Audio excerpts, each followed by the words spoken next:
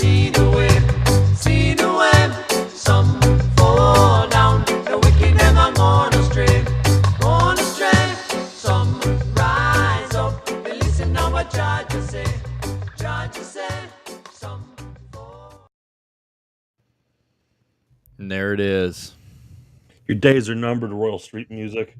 Yeah, fuck you. We found some real artists, or one real artist. Yeah. Who didn't just write one song and then name their entire fucking business after it and then retire. Granted, I would be proud of that song too. Yeah, but I'd probably write a second one. Maybe put out an EP or something. Talking about how proud I am of the first one. Yeah, because this fucking it's so dumb, dude. Like, really wanted to keep it, but it is what it is. So we found calling our bluff. Yeah, fuck them, dude. Now we're partnering up with Indonesia now, baby. We went to the other side of the world, and we found our guy. We found him. Well, it's Indonesia. We don't know. Yeah, I mean, fuck. It's such a weird place for this guy to be from. I mean, like, nothing against Indonesia, but I did not know that some one-man ska band was just living in Indonesia, cranking out hits. Sniffed him out like a truffle pig. I sent him to the front office. He loved him. So cool. He's gonna split that cost with us 3 ways. I said, there you go, fuckhead. We get reimbursed? Yeah, I get a little money back on this too. Beauty. Yeah. He said, I guess we're just gonna go 3 ways. I go, well, now that you brought that up, sure. But yeah, he was about it. Uh-oh. Fuck'd you do?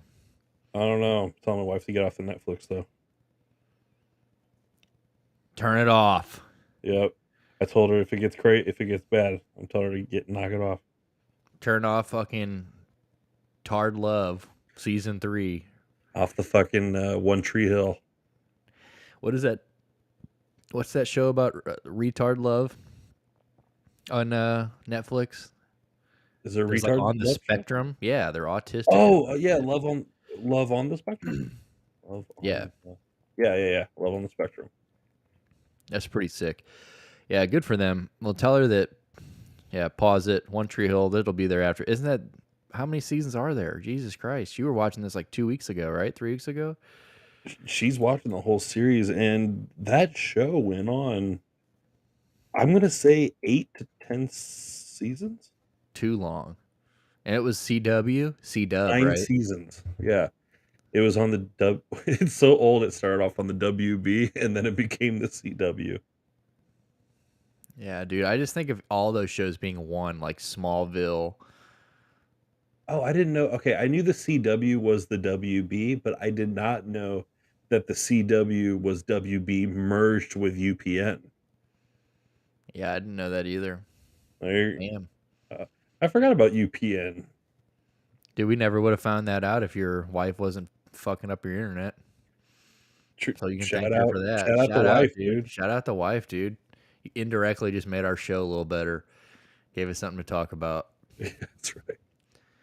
But yeah, dude. I sent our guy around to a few people today to not like anybody, like just to, I was like, we found a guy, like this is the guy that we're going to be making our new theme song. I didn't send him anybody the music, but they were like, right, we got something fire coming. Hopefully 14 days.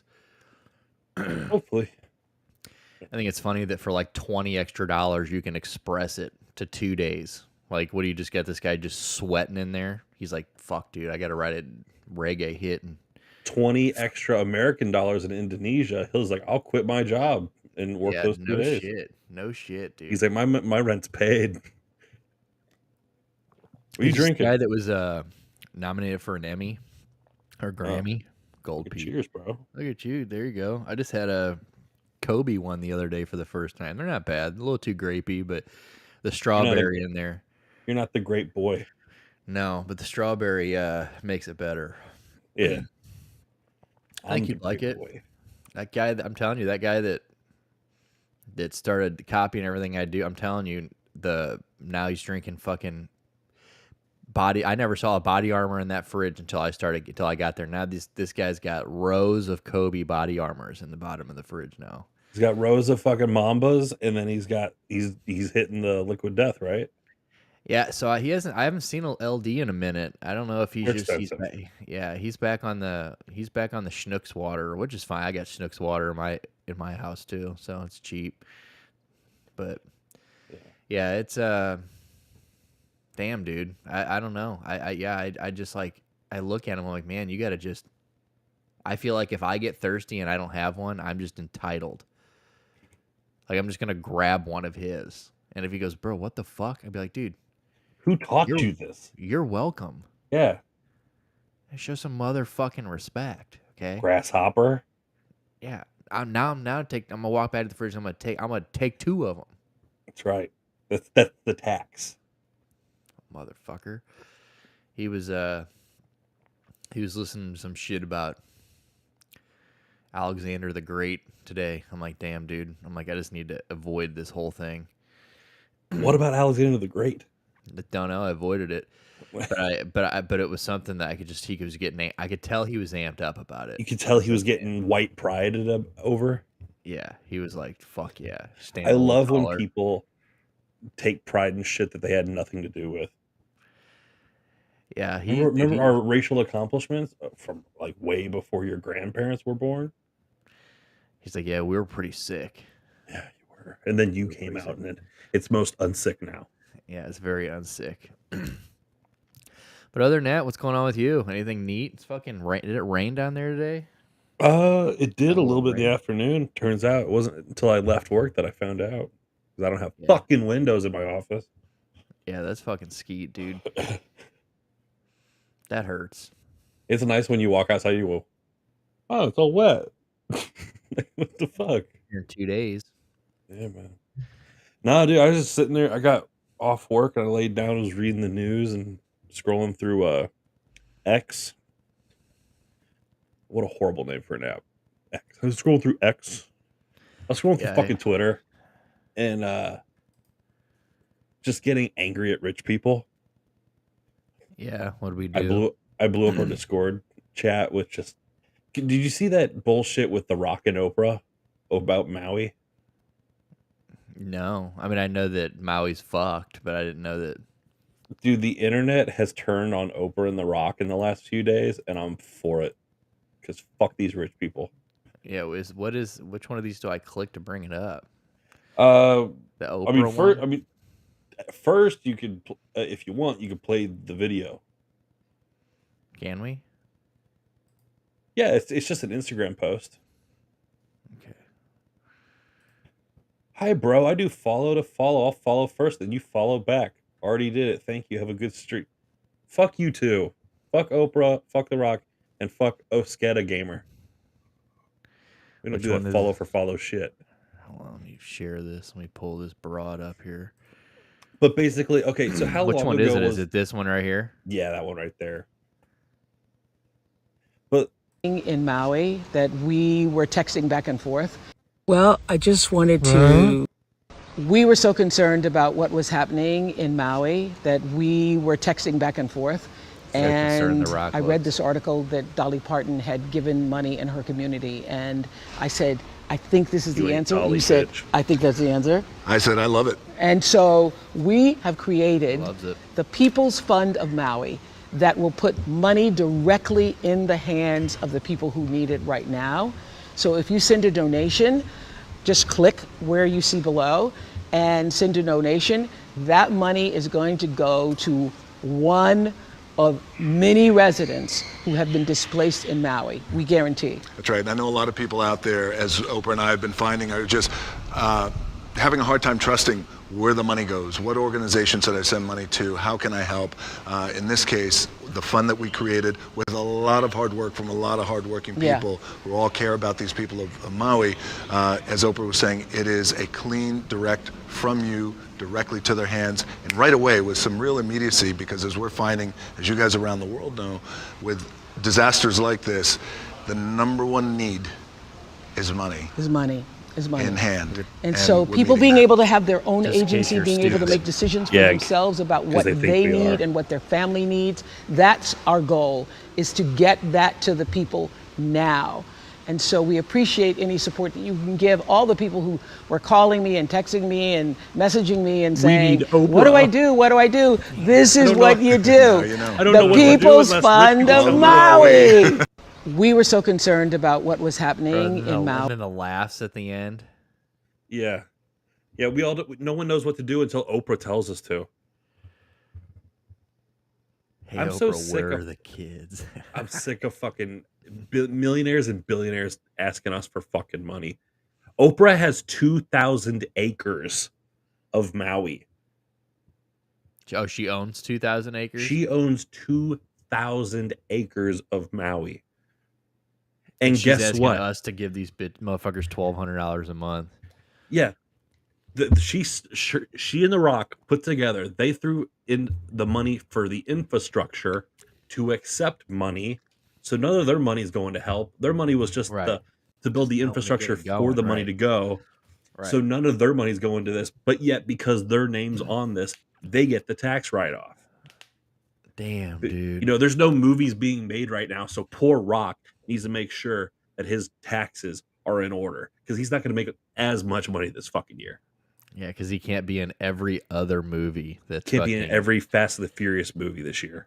Dude, I'm so goddamn sick of The Rock. It's ridiculous. I am turning on the fucking Rock bad. This year, I'm a fucking pie eating, jabroni beating, Rock hating son of a gun. Dude, and it matters. It does matter. Wow, you feel about this situation. Fuck you, The Rock. I'm a Stone Cold guy anyway, dude. That's right. Rock Stone Cold's way better. But yeah, that's fucking, what a fucking Illuminati ass video, dude. Yeah. We're trying to get money, like that money, the stuff you pay for, money, The thing that I used to get on Epstein's Island many times. Thanks, Oprah. How old is Oprah, dude? About 80? How the fuck does she still look she like should this, be dead dude? soon. Like, I'm pretty sure, like, I mean, the black community doesn't even fuck with Oprah. I'm pretty sure. No, she's She's left. 69. She dipped.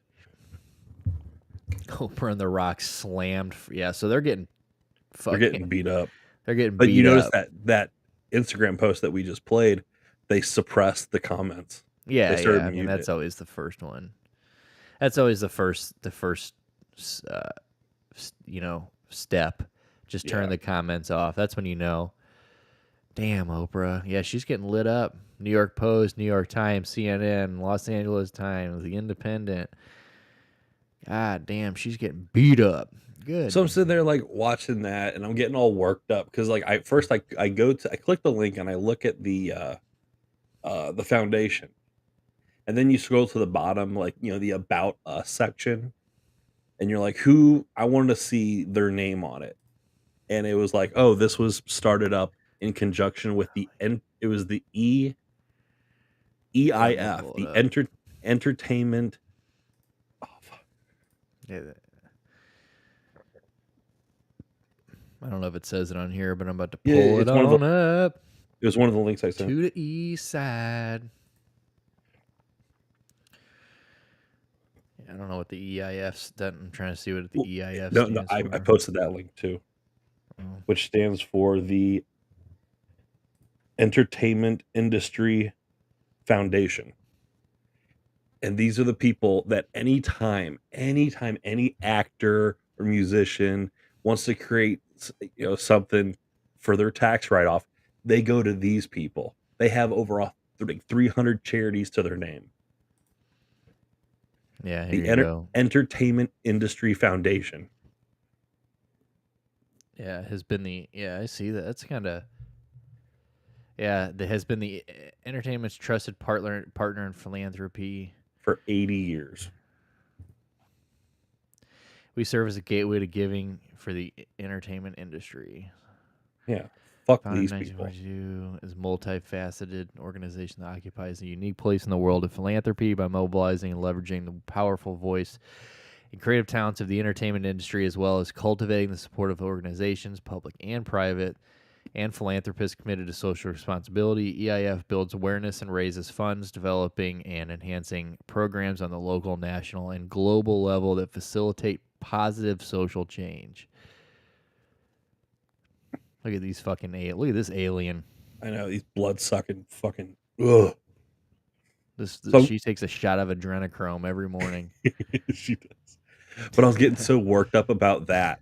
I was getting super mad, and I was like, all right, fuck it. I'm just going to keep scrolling on TikTok. And then I run into fucking Steve-O, of all fucking people. And there's a TikTok that I put in the Discord for after that. It's the most recent one. And then that sent me over the fucking top. Damn, is Steve-O part of the fucking problem now? Is that what we're doing here? He is.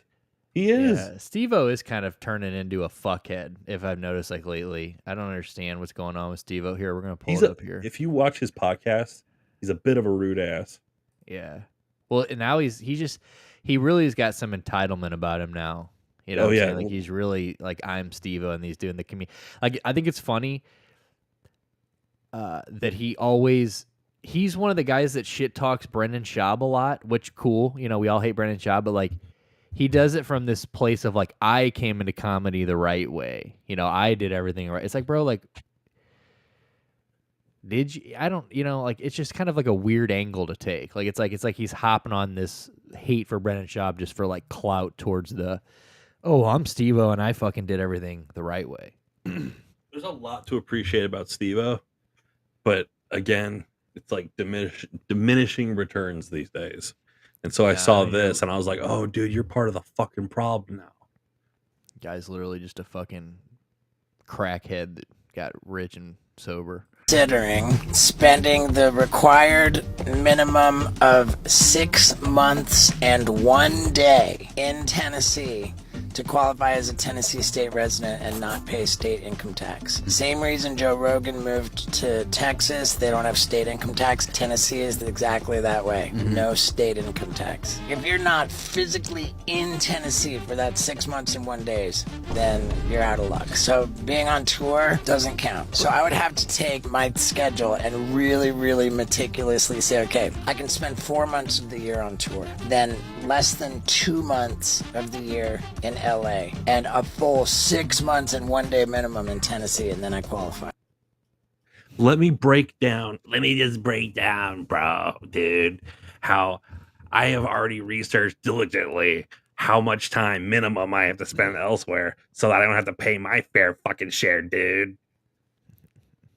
Fuck Steve-O too. Yeah. Well, like I said, dude, he's just a crackhead that got sober and famous. Yeah, and then like the addiction turns to something else. Yeah, well, that's what I mean. Like it's kind of like, yeah, exactly. I mean, like, you don't just get sober from one. You got famous for throwing yourself down steps and doing dumb shit. You got famous for hurting yourself, which I love Jackass. You know, fucking one of my favorite things in the world growing up. I love them to death. I loved Wild Boys. I mean, whatever. I love Steve. I love the idea of Steve-O, but like, dude, when you are when you get fame like that, and then like it obviously he couldn't handle it because he fucking went into the. I mean, he literally just bottomed out, and. You know, then you get sober, and then he's so much more in the public eye now, probably than he ever was. I mean, like, maybe not back when they were doing the 24-hour takeover. I mean, they were at their peak, and I don't even know when he kicked off that, like right at the beginning, you know, for being fucked up anyway. So yeah, like, he was shown the door at the 24-hour takeover. So for like, being you know, such a bag of shit. But now social media, so I mean, every 2 seconds you see Steve-O, you know, whether it's the Liquid Death or like you see him taking his funny videos, you know, him and he's gotten Pontius in the reply videos to Bam now. Yeah, I like Pontius. I love Chris Pontius. That's, I mean, I love Chris Pontius. You know, but you know, you kind of hear the same things about Knoxville. You know, I mean, I think, you know, you kind of see Knoxville's kind of, you know, I think you could just kind of have to become kind of, you know, selfish and just kind of like, yeah, I don't know. You just kind of have to kind of... You become detached from reality. You live in this world where it's like, okay, now I have money where I don't have to worry about money at all. and like the security's there and my family's fine. And if like my daughter gets sick, I don't have to worry about like eating dinner that night. And so then that's just a load off your life. And then everyone just says yes to you because you're rich. And so you're just so used to this charmed life where just everyone kisses your ass. And after, I mean, how long? Jackass was what, 1999? So he's been rich. I'll give him a couple of years. The first Jackass movie, they didn't make shit off the show. Hell, they really didn't make much off the first movie. So we'll say Jackass 2.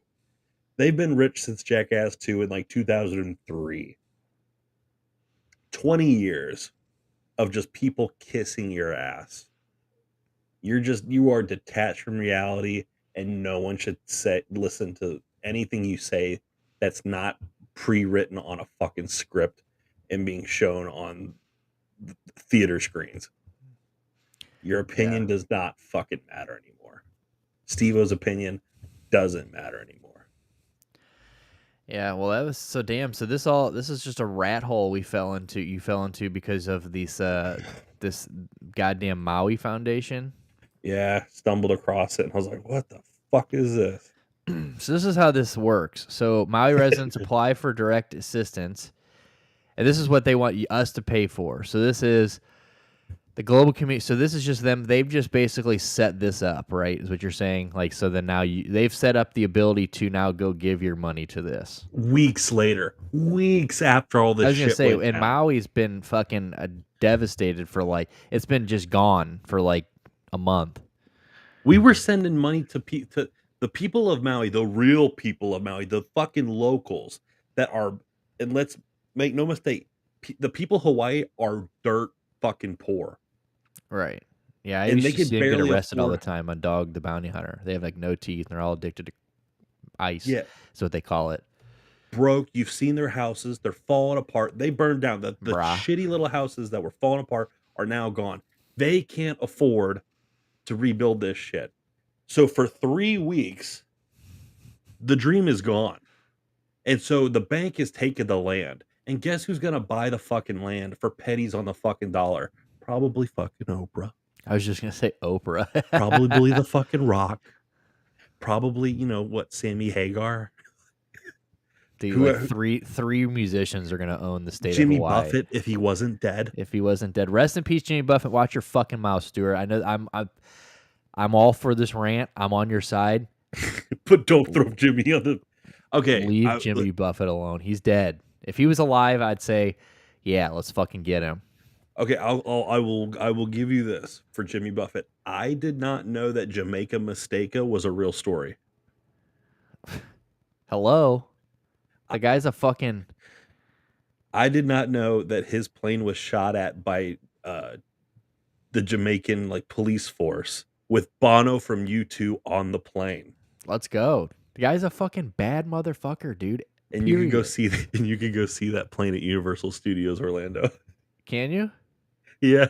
If you go to Margaritaville at City Walk in Orlando, Jimmy Buffett's plane that was shot up by the Jamaican police force because they thought it was full of fucking drugs is just sitting there, and you can have a shitty overpriced margarita and plantain fries while listening to Jimmy Buffett under the facade wing of his plane. Tight. Yes. Dude, and So tickets are booming right now down there. Yeah, he's a bad he's a bad mama jamma, okay? And he was a Democrat. It's a shame that I don't like his fans. Yeah, I mean the fans are just drunk and fucking.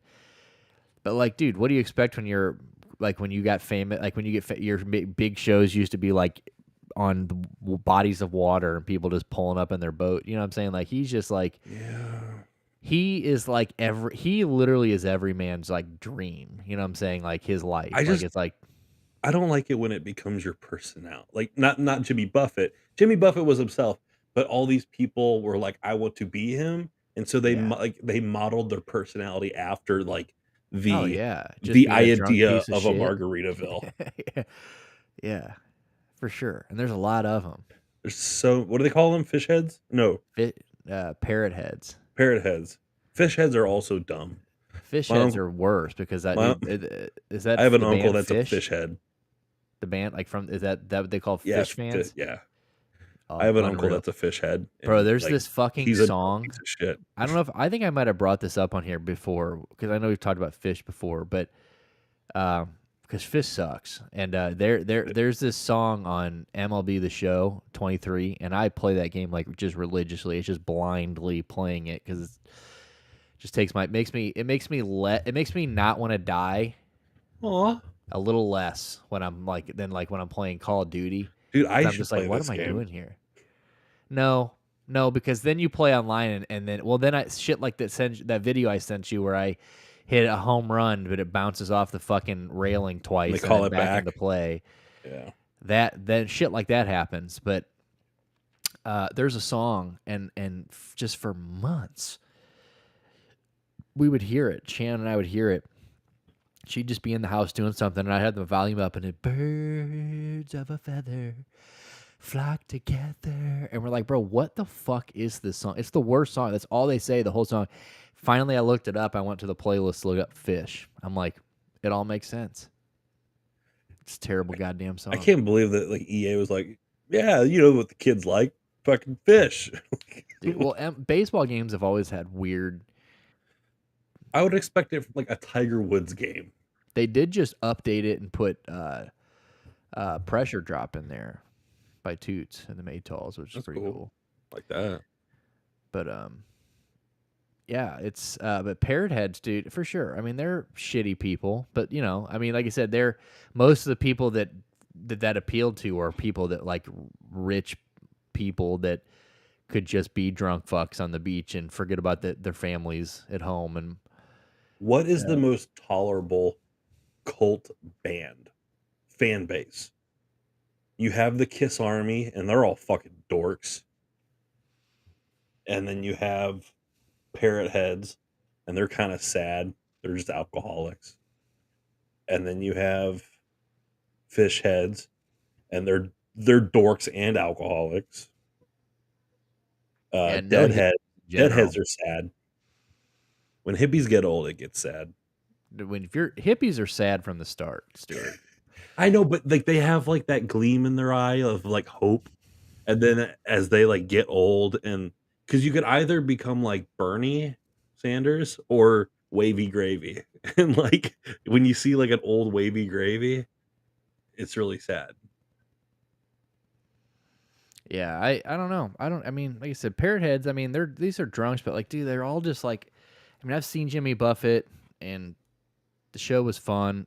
It was a good show. I mean, everybody's wasted out of their minds, but you know, I also remember Jimmy Buffett hated playing here because you can't fucking tailgate in the parking lot. So it's a Maryland Heights law, and they don't let you do it. And then he didn't play here, or what did he do? He didn't play here, or something about the seats were too dusty. Or no, he did play here, and then he complained, you know, the seats were dusty and stuff like that. Like he's you know, I'm sure he's just the same guy, same thing as we were talking about earlier. Guy's been rich for how long has Jimmy Buffett been rich? 30 years, 40 years, you know. So it's like 40.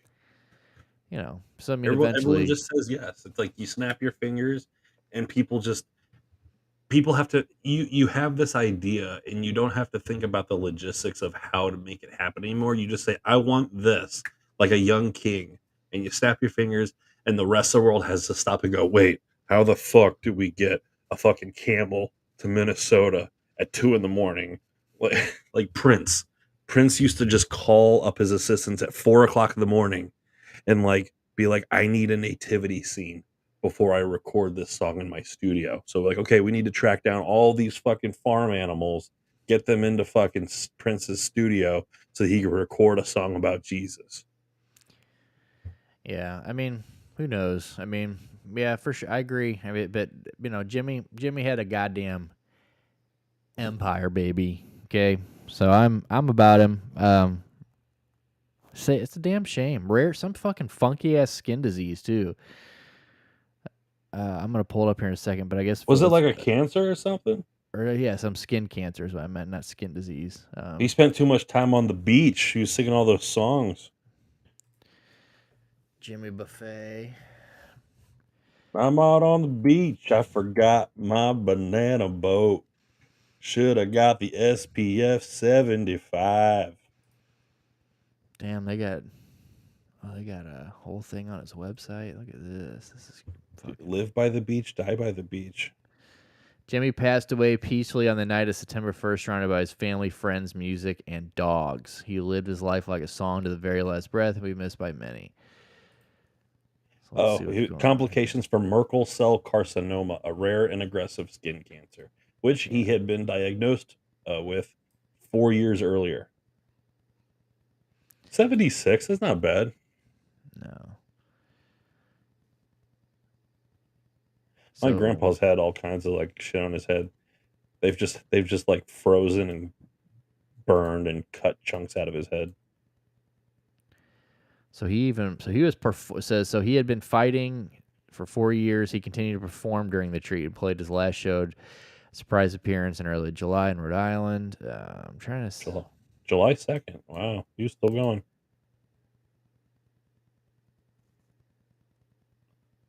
Damn, he was born on Christmas, huh?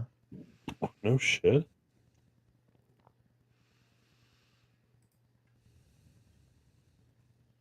I wonder what his fascination was with fucking like the beach, because he was born in Mississippi.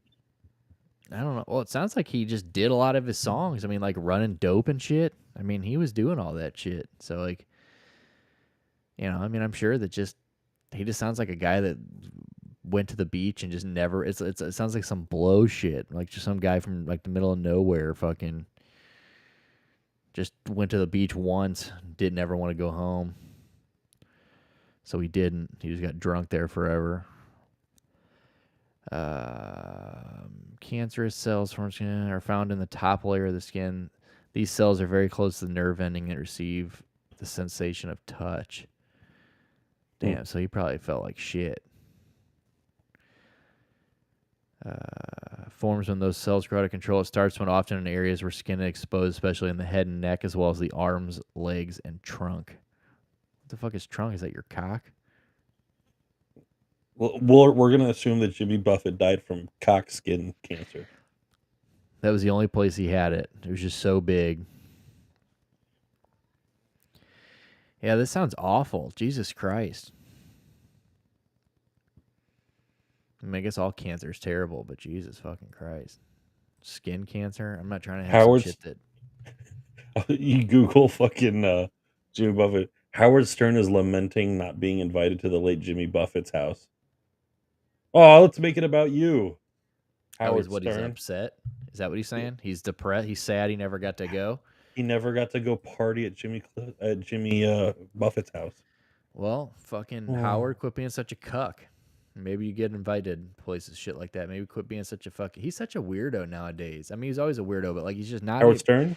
Yeah, but I feel like he's not entertaining anymore. He's not, dude. Howard Stern became everything that he used to rebel against.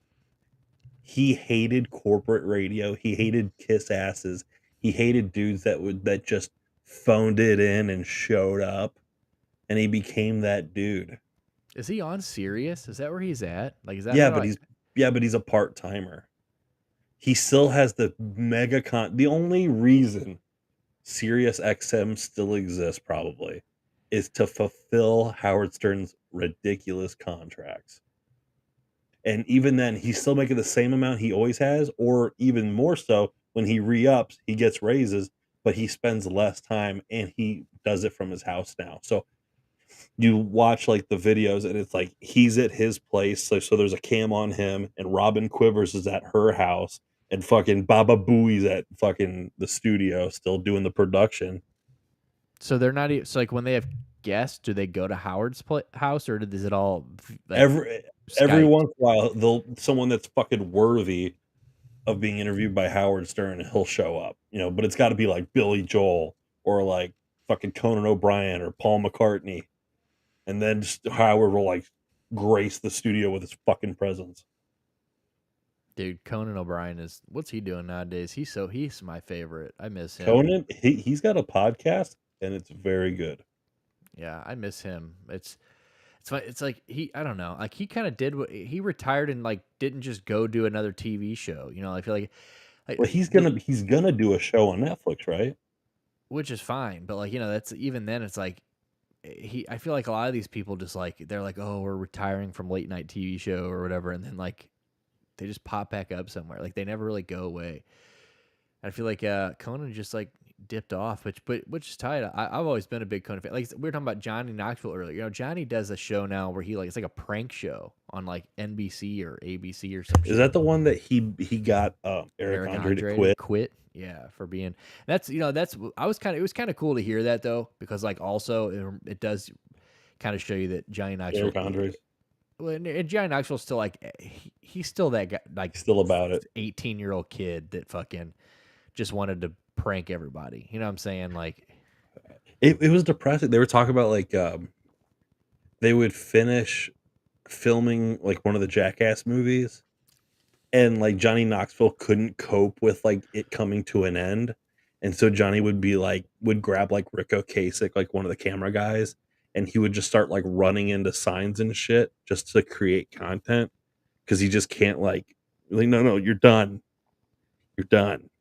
Yeah. So like that's why like was it after the second movie, Johnny would not stop filming shit, and that's when he was like, dude, just fucking go do Wild Boys. Come do Wild Boys. They're going to Russia.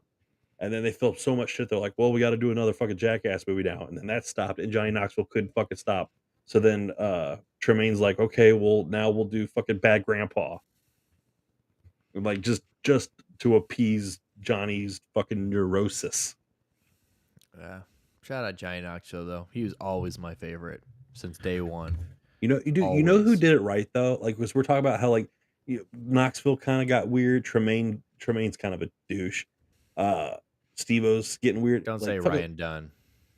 No, that dude. Before Ryan Dunn's death, we would have never thought it was going to be Ryan Dunn. That was going to be the guy that. That literally was the end of Steve-O. Or not Steve-O. That was the end of BAM. Yes. 10 years later, he's still blaming Ryan Dunn for his fucking problem. Well, he's blaming everybody else, including Ryan Dunn, for his problem. Steve-O looks like one of those animals that you like, those like squeeze animals that when you squeeze their body, their eyes pop out. Yeah. Yeah, dude. Steve-O just looks like he just looks so bad. Fucking Wee Man. Wee Man took his money and he invested it. And now he's got his fucking franchises of Chronic Tacos. And there's dozens of Chronic Tacos across California. There's Chronic Tacos in Nevada. I heard that he's such a cockhead though. He's come to St. Louis a lot. Yeah, he's been here for like skate. I'm pretty sure he's been here to skate. He's been here for his stand up. He did the little stand up tour, but like he goes out and like parties, and like all the people that met him in St. Louis were just like, he's just such a little asshole. Like emphasis on little. Like speaking of people that are entitled, like he is just about, oh, I'm fucking Wee Man, basically, And then Aaron McGee. Yeah, I liked Aaron McGee. He was cool. Aaron McGee took his money, and granted he didn't get paid nearly as much as everybody else, but he invested it, and like he bought like apartment buildings and real estate, and so like he has made way more money off of his investments than he ever did in the Jackass movies. Yeah, no, I mean that's good. I mean, I'm happy for all the guys in that show that have made something. Even Steve, so I'm happy for Steve-O. All those guys are literally just fucking. They're just fucking burnouts that got famous doing pranks and shit. I mean, that's cool as fuck. I mean, they're all, but it's just of course one or two of them are going to be train wrecks. Of course one was going to die. I mean, it sucks that it happened. Ryan, like I said, none of it thought it was going to be Ryan Dunn, but like, I'm surprised only Ryan Dunn is the only like big death in that whole group, like, which is wild. I know. Like which is shocking. Preston Lacey has been morbidly obese for 20 years and he's not dead yet. Who's another guy that everyone says is a huge cockhead? I remember, was it your dad that was somebody I know's dad? No, dad? My cousin was college roommates with Preston Lacey, and he says that he was a disgusting, just gross, annoying I mean, everything you see on Jackass. Yeah, But he's yeah. he was the most unpleasant person to be around. Now, granted, this cousin of mine is a very, I mean, good dude. I love my cousin, but he's a stiff, like very corporate. He's an investment banker, and he makes a lot of money, and he makes a lot of people a lot of money, including people in my family that have invested with him, bought in, and but like he's the polar opposite of Preston Lacey, so they definitely clashed in college. Yeah, I mean, him and Dave England were always the two hardest to watch. Dave England always throwing up, and Preston Lacey always shitting himself. What Dave England did is fair amount of shitting. He shit in the hardware store toilet, the display toilet. Yeah. That was fucking hard to watch too. That shit was unbelievably hard to watch. He shit. It was Jackass 3D. He shit in the miniature bathroom. It was just a stagnant shot of a bathroom, and then you just see this giant shit fall, and you realize that there's a giant shit, but it's just the bathroom is a miniature. Yeah, that shit was so gross. So fucking gross. I never got into all the shit and piss stuff at Jackass. Me neither. It just makes me sick. We're gonna show this camera angle sometimes. I know you hate you want the big, but look how much work I'm putting in back here for me not to see it. So I gotta show them the goods. I gotta show off this wall that I'm wallpapering back here. That's gonna be so sick. The rest of my wallpaper came today, so tomorrow I'm gonna wallpaper the rest of this fucking wall. Cannot wait. Yeah. All right. Well, what else can we talk about? We've been talking about this shit for a while. But yeah, fuck you, Oprah, and fuck The Rock. Oprah. Fuck The Rock. Fuck The Rock, dude. All you cocks, get real, dude. You want to donate to Maui? You pay for it. Steve-O would rather fucking save dogs than his fellow man. Lame. Well, what should we do? Should we go into sports? Should we get into should we end the show with the penning of the letter? Should that be the last thing we do?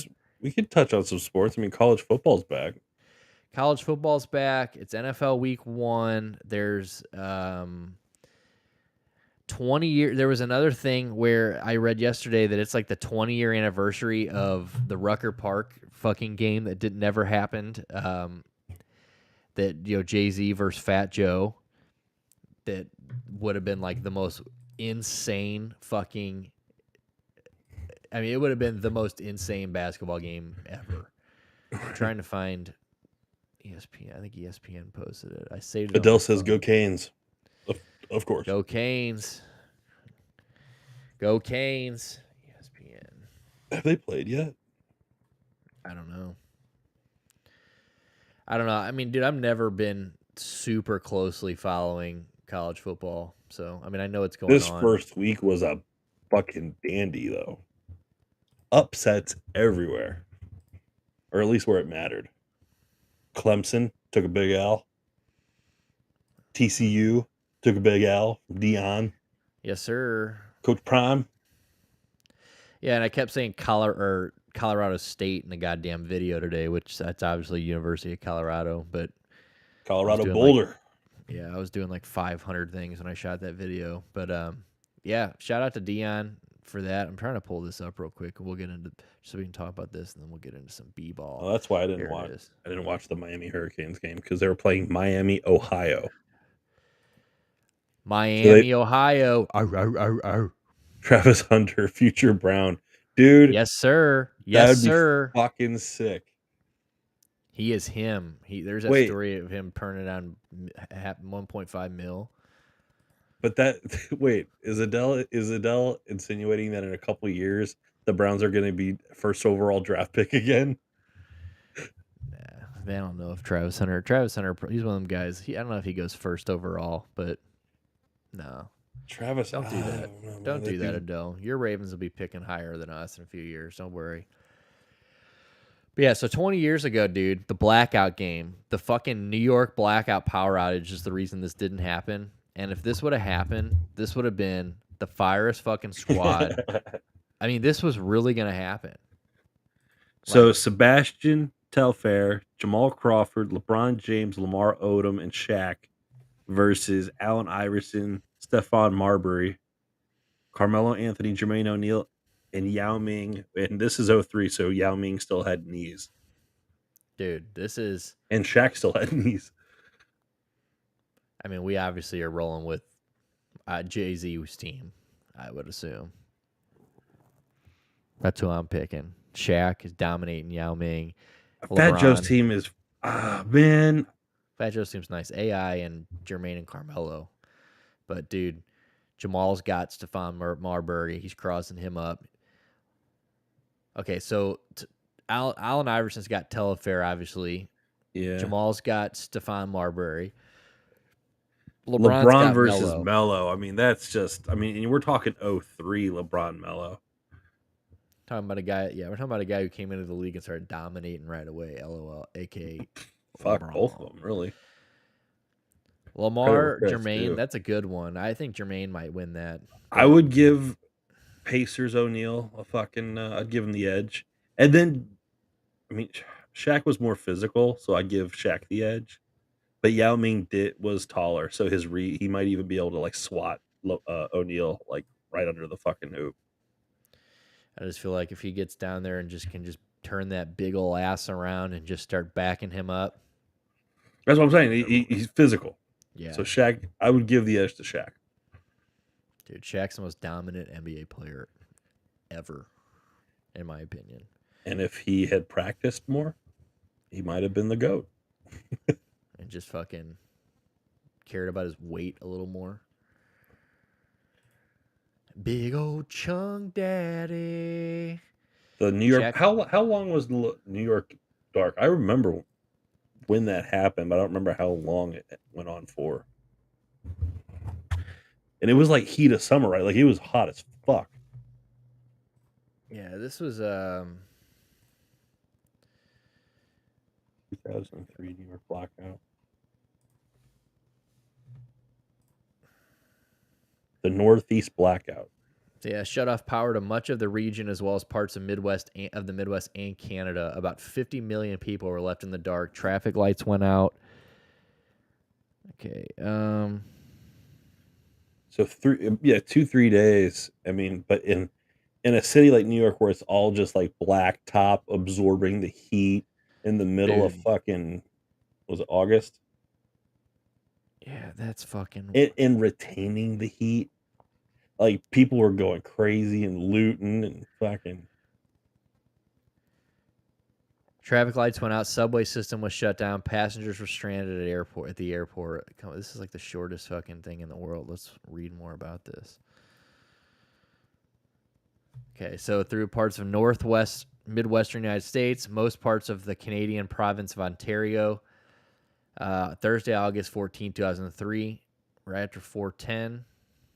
So most places were restored by midnight, within 7 hours. Some as early as 6 p.m., so within 2 hours. While New York City subway resumed limited services around 8 p.m., full service was restored in New York and parts of Toronto on August 16th. So, yeah, 2 days. You remember that super group with Damian Marley and Mick Jagger? And what was the female singer? Joss Stone. Joss Stone, yes. I still listen to them. So Joss Stone, I remember this off of pop-up video. This is how old this nugget of information is. Joss Stone was recording like her breakthrough album in New York City. They had just finished the final mix in the studio. They recorded, they were just doing the final mix to send to print. They hit save on the computer on the final mix, blackout within seconds. And so if they didn't save that, they would have lost the entire album. And Joss Stone, who knows what the fuck would have happened. Damn. Yeah, that's fucked up. Poor Joss. I can't name you one Joss Stone song, but I can name you a couple super heavy songs. I did listen to them not too long ago. I actually posted a clip of their that song Miracle Worker on my story a couple weeks ago, and Instagram took it down via copyright. Fucking pussies. Super heavy. Yeah, Justin. Super heavy, super heavy. And it had the guy from the Eurythmics, the guitar player. Dave Stewart. Yeah. Yeah. Heavy, super heavy. And then he goes, and then that's when he goes, ah. And then he comes walking out in that fucking pink suit. Yeah. No, if I were to play, I'm very well prepared. A brand new beautiful woman will blossom from the young. Yeah, the Soul Sessions, her debut album, 2003. Yeah, they did the mix at Mojo Studios in New York City. Damn. So in areas during this blackout after nightfall, the Milky Way and orbiting artificial satellites became visible to the naked eye in metropolitan areas where they cannot ordinarily be seen due to light pollution. Can you imagine that shit? Like there are people that have lived and died their entire life in New York City, never left. And like the lights go out and all of a sudden you see space. You're like, dude, holy shit. You can't see a star. You can't see a star in New York City unless Barbara Streisand walks by. Yeah, no, for sure. That's wild. 3 days without fucking lights. How many days do you think in your current position in life, your new house, if the lights went off right now, all the electricity went off, how many days would you last before you're like, this is fucking bullshit and I'm going elsewhere? Like, how long would I just be able to last in my house? Yeah. Probably. Before you're like, I'm going to go to somewhere that has power. Well, I think that depends. Like, if I had to like travel for power, like if it was an outage like that where I had to like go outside my city to get to the next place with power, yeah, I would probably sit there a little bit longer. If you're telling me that like my power was out, but like my mom or like somebody I knew 5 minutes down the road had we'll power, say regional, like St. Louis goes dark. I probably go 3 or 4 days. 3-4 days. You're holding it like they're starting to loot. You're like, motherfucker, I gotta hold my shit down. I mean, if we're fucking looting and shit, like, I mean, if you're talking about the panic, like, I'm getting the fuck out of here. I mean, I'm not. I don't think it would take much to make people panic anymore. Yeah, no, I mean, for sure. I mean, dude, a couple years ago it snowed in Atlanta when my cousins were still down there, and people were leaving their cars on the side of the highway, and there was like an inch of snow, half inch of snow. Like they're like, dude, it was dusting here, and they're like, people were like just straight up leaving their car on the highway and getting picked up and just like leaving their cars there. I'm like, dude, what the fuck? It's like St. Louis. When it rains here, it's like people literally don't know how to drive. And it is so dumb. I'm like, bro, like they just cut their drive speed in half. And I'm like, you've got to be fucking kidding me. Like, what is going on here? Like, why it rains in St. Louis every 15 minutes. Sometimes, okay? Right. Why the fuck are we acting like you've never seen rain? I mean, Atlanta, granted, sees less snow than we do rain, but my God, they like shut the city down when that happened. No, dude, this other states can't handle their shit. You remember Texas lost its power a couple years ago, and it was just the saddest thing. Yeah, it's pretty fucked, but I guess the saddest thing out of all of this is that we never got to see the Rucker Park blackout game, because that would have been tits. That would have been cool. Were they going to like put it on pay-per-view, or were they going to like... Probably not. Honestly, I don't know if it was going to be... Fidel, if you're watching, was it going to be televised? Was it going to be on ESPN? Or I remember a lot of Rucker Park games. Well, were they on TV? Or were they like no TV? Like it was like old school where you had to be there type thing. Like it was with all that like those names and that notoriety, like like ESPN2 would have had to pick it up or something. That sounds like maybe some shit ESPN would have played. I mean, Fat Joe, Jay-Z, 03, 03. Fuck, what did Jay-Z? Was that the Black album he had just put out in 03, you know? I mean, what the fuck did Jay-Z drop in it? What was he just dropping in 03, or was it the Blueprint? Jay-Z. Let's see what he dropped in 03. God, he's 53 years old. Watching him do the electric slide the other night at Beyonce's birthday was last night, and they did her birthday thing, and I don't know if you saw, like, Diana Ross came out and sang happy birthday to her, which is pretty sick. Like, but him and, like, Future, like, all these gangsters are in the fucking crowd doing the electric slide. Dude, Dre wasn't doing shit in 2003. Yeah, the Black album. Oh, who'd you say? Oh, my bad. How about Jay-Z? Yeah, Jay dropped the Dre. Black album in 03. That's what I thought. I thought Jay, because I remember in 03, I could have swore this is when fucking, what that video? Fucking 99 Problems video was hot. When he's getting pulled over, black and white. He gets shot at the end of it. I remember when Jay-Z got lit the fuck up at the end of that video, and everybody's like, God damn. Jay-Z killed himself in his own video. 99 Problems feels older.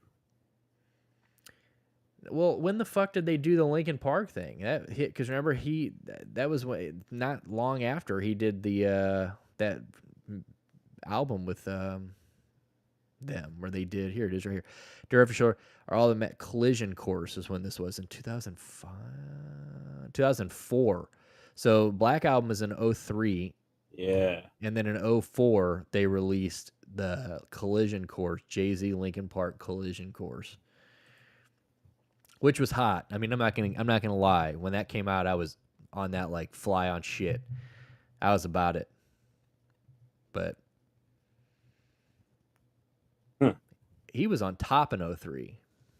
Like that was like the beginning of Jay-Z being like untouchable, basically. That's like when he started to get into that ascension. That he was that, yeah, he got to that. That's like he's peaking at that point. I mean, I don't know if Black Album was his biggest album, probably not. Before that, it was like Hard Knock Life.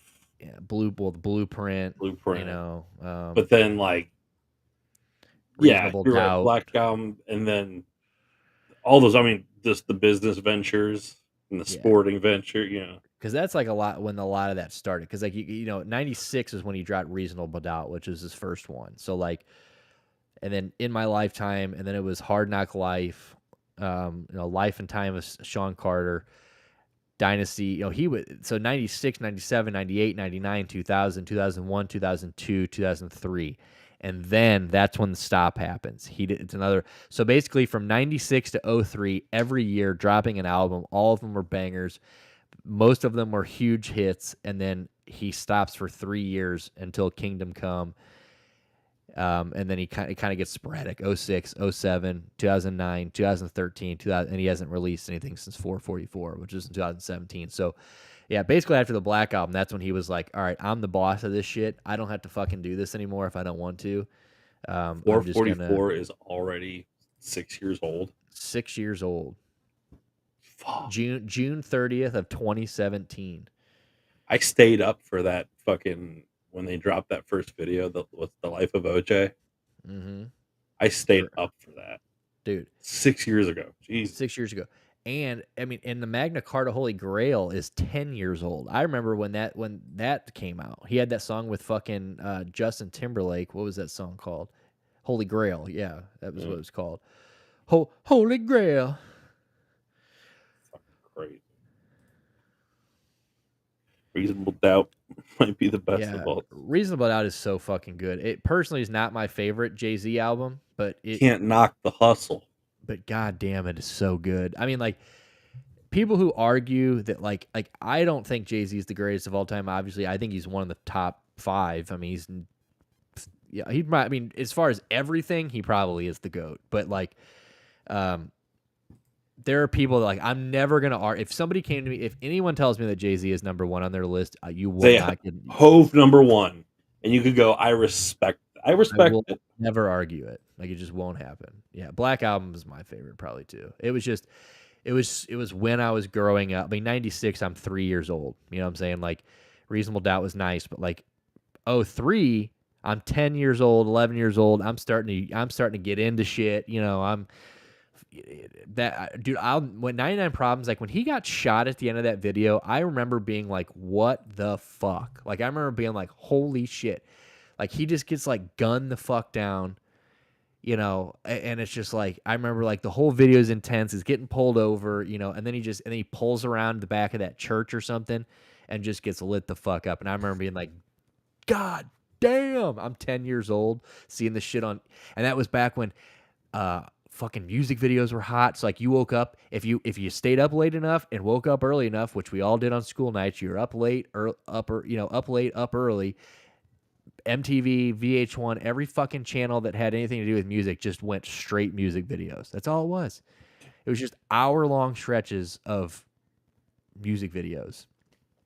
And you would see 99 Problems 4 times a day. Wow. And you're just like, holy shit. And I think at one point they quit showing that part on TV. I think they might have cut that part out on TV. But man, Jay-Z, who is your all-time rap goat? Before we hop into this is gonna be a 4-hour episode. I can already feel we're just gonna be here all night. My all-time rap goat. Fuck, dude. Holy Grail.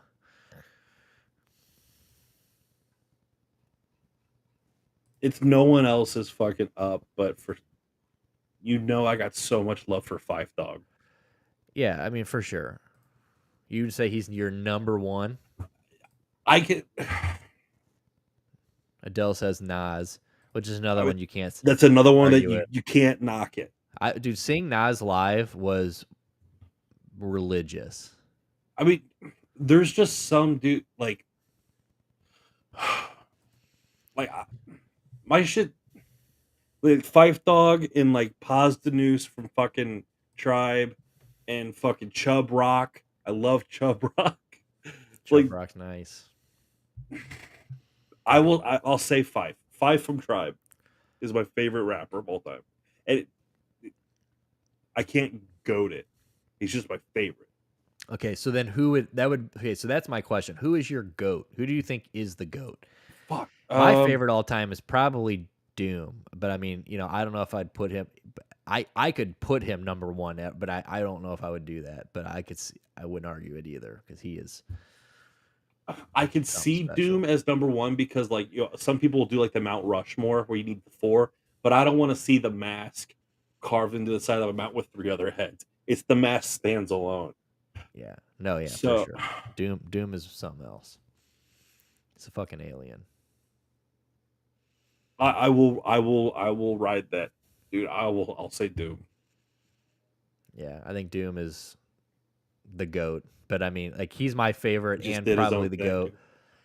I just watched an interview with him the other day, and like just hearing him talk about like why he went from why he came from that perspective and all these different characters and stuff. But Big L, Big L up there. Like I said, I said that the other day when I did that a couple weeks ago when I did when I rated the rappers. I think if Big L didn't die, he would have been, and he's already the punchline king. I don't think there's anybody in the world that had punchlines like him.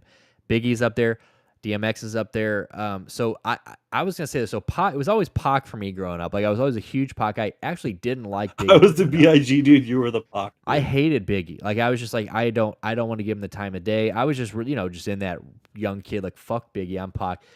But now that I'm older, I listen to way more Biggie than I do Tupac. But really, way more. I listen to Biggie all the time. You and I flipped then because I spent more time on the Biggie. And then as I got older, I was like, okay, I've always appreciated, I was never like, fuck Pac, all that shit, but now I listen to more, I find like on my playlist, or when they auto-generate playlists, there's more Pac. Yeah, I listened to so much Tupac back in the day that like, rarely do I actually listen to Tupac. Like, it's just like one of those things where like, if it comes on, I'll listen to it, but like, and I love him, but like, Biggie to me is just like I'm more just like trying to throw someone on listen to it. Like the Pac's like if I'm pissed off and like Pac's got the message, like Biggie's got a message, but like Biggie's up there just flowing, like Biggie's talking about having a good time and shit like that, like which Tupac did, but Tupac is more I think Tupac's message was better than like, he's a great rapper, great writer, but I think his overall message and just like he was just like he's a poet almost, in my opinion. I like that Biggie was kind of ahead of his time. Like, it wasn't cool for rappers to talk about their emotions and to really like, this is how I'm feeling. I don't want to live no more. Yeah, it's no, I'm off front. No. yeah, Biggie was talking about. I mean, he's gangster, and then he would like, he'd be like, yeah, but I also like think about killing myself from time to time. You're like, damn, dude, like, Yeah, no, he's for sure. I mean, Ready to Die is one of my. I listen to Ready to Die I mean, it's in my concert rotation still to this day for me. But, yeah, I mean, Pac had Death Around the. That's the thing about cool thing about Pac, like yeah. So Adele says Method Man for sure. Method Man is just disgusting. I mean, Method Man is. He is so underrated. Method Man or fucking. If you're in that vein. I mean, you put Raekwon in there. Raekwon's cool. I love Raekwon. I love the chef, but Ghostface is up there. Yeah, Expected Deck was nasty.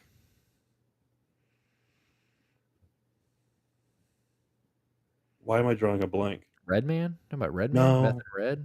I'm thinking. No, I'm talking Wu-Tang. Oh my god. Not ODB. Sometimes No. ODB, Raekwon, Inspector GZA. Deck. Yo, GZA's nasty, yeah.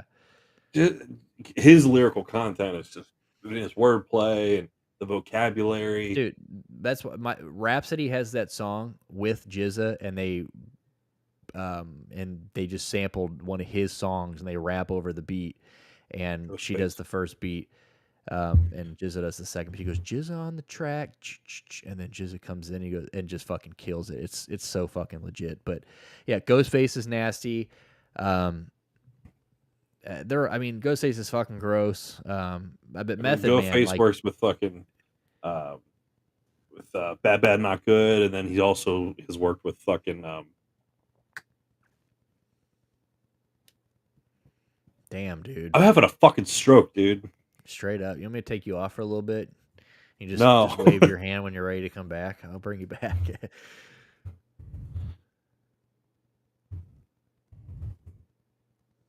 We're going to give him a second to Google it. Method Man, though, dude, he had that. Even now, dude, he'll show up. Bro, that lemon squeeze with Conway. Ooh. Ooh. Ooh. Lemon squeeze. Like he fucking hit up on the Griselda shit. He shows up and you're just like, oh.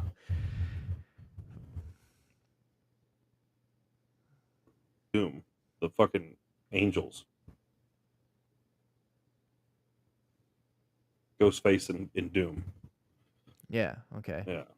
Oh damn. Ghostface is shit. When he goes, I love when Doom gets with Czarface. Yes. That's my shit. And Czarface, right before Doom died, his last project before Doom died was Czarface and Doom, like Return of the Math or Return of the Za or something. Great fucking album. Still listen to that album. Speaking of actually Wu-Tang collabs, did you ever listen to that?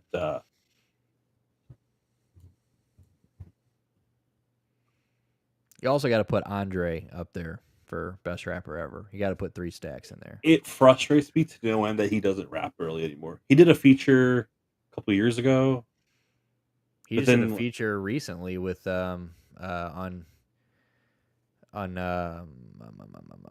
now you fucked me up now. He just did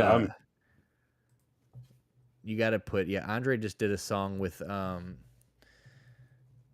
it wasn't Kanye, was it?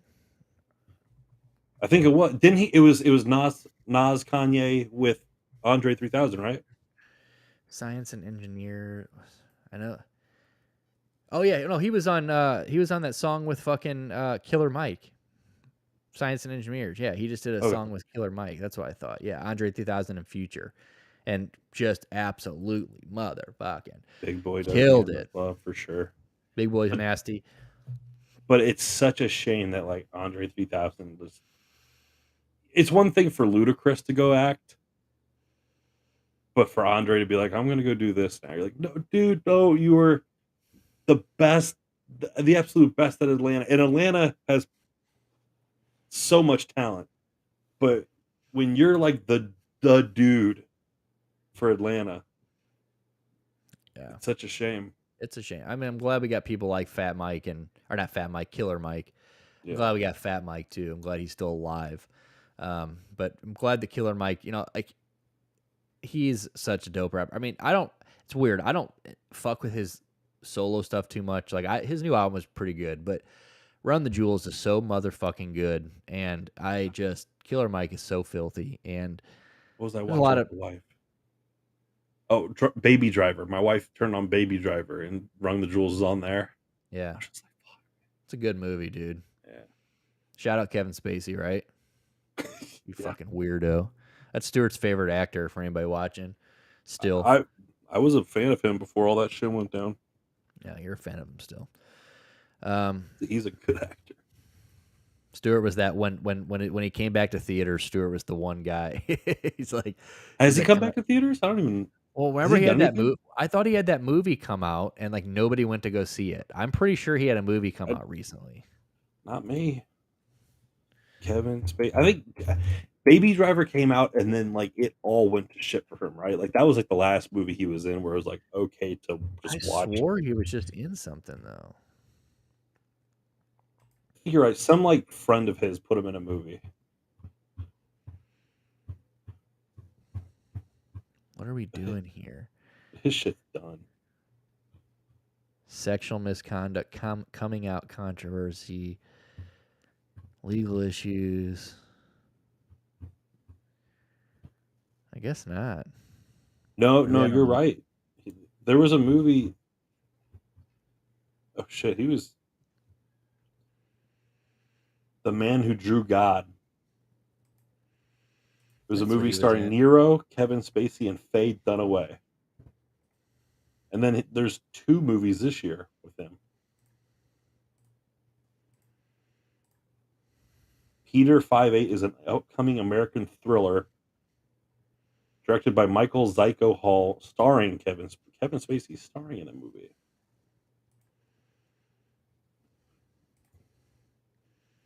The Man Who Drew God. Yeah, they filmed this over in this was a French film. Yeah, they don't care over in France. They're like, Kevin, it's all good, bro.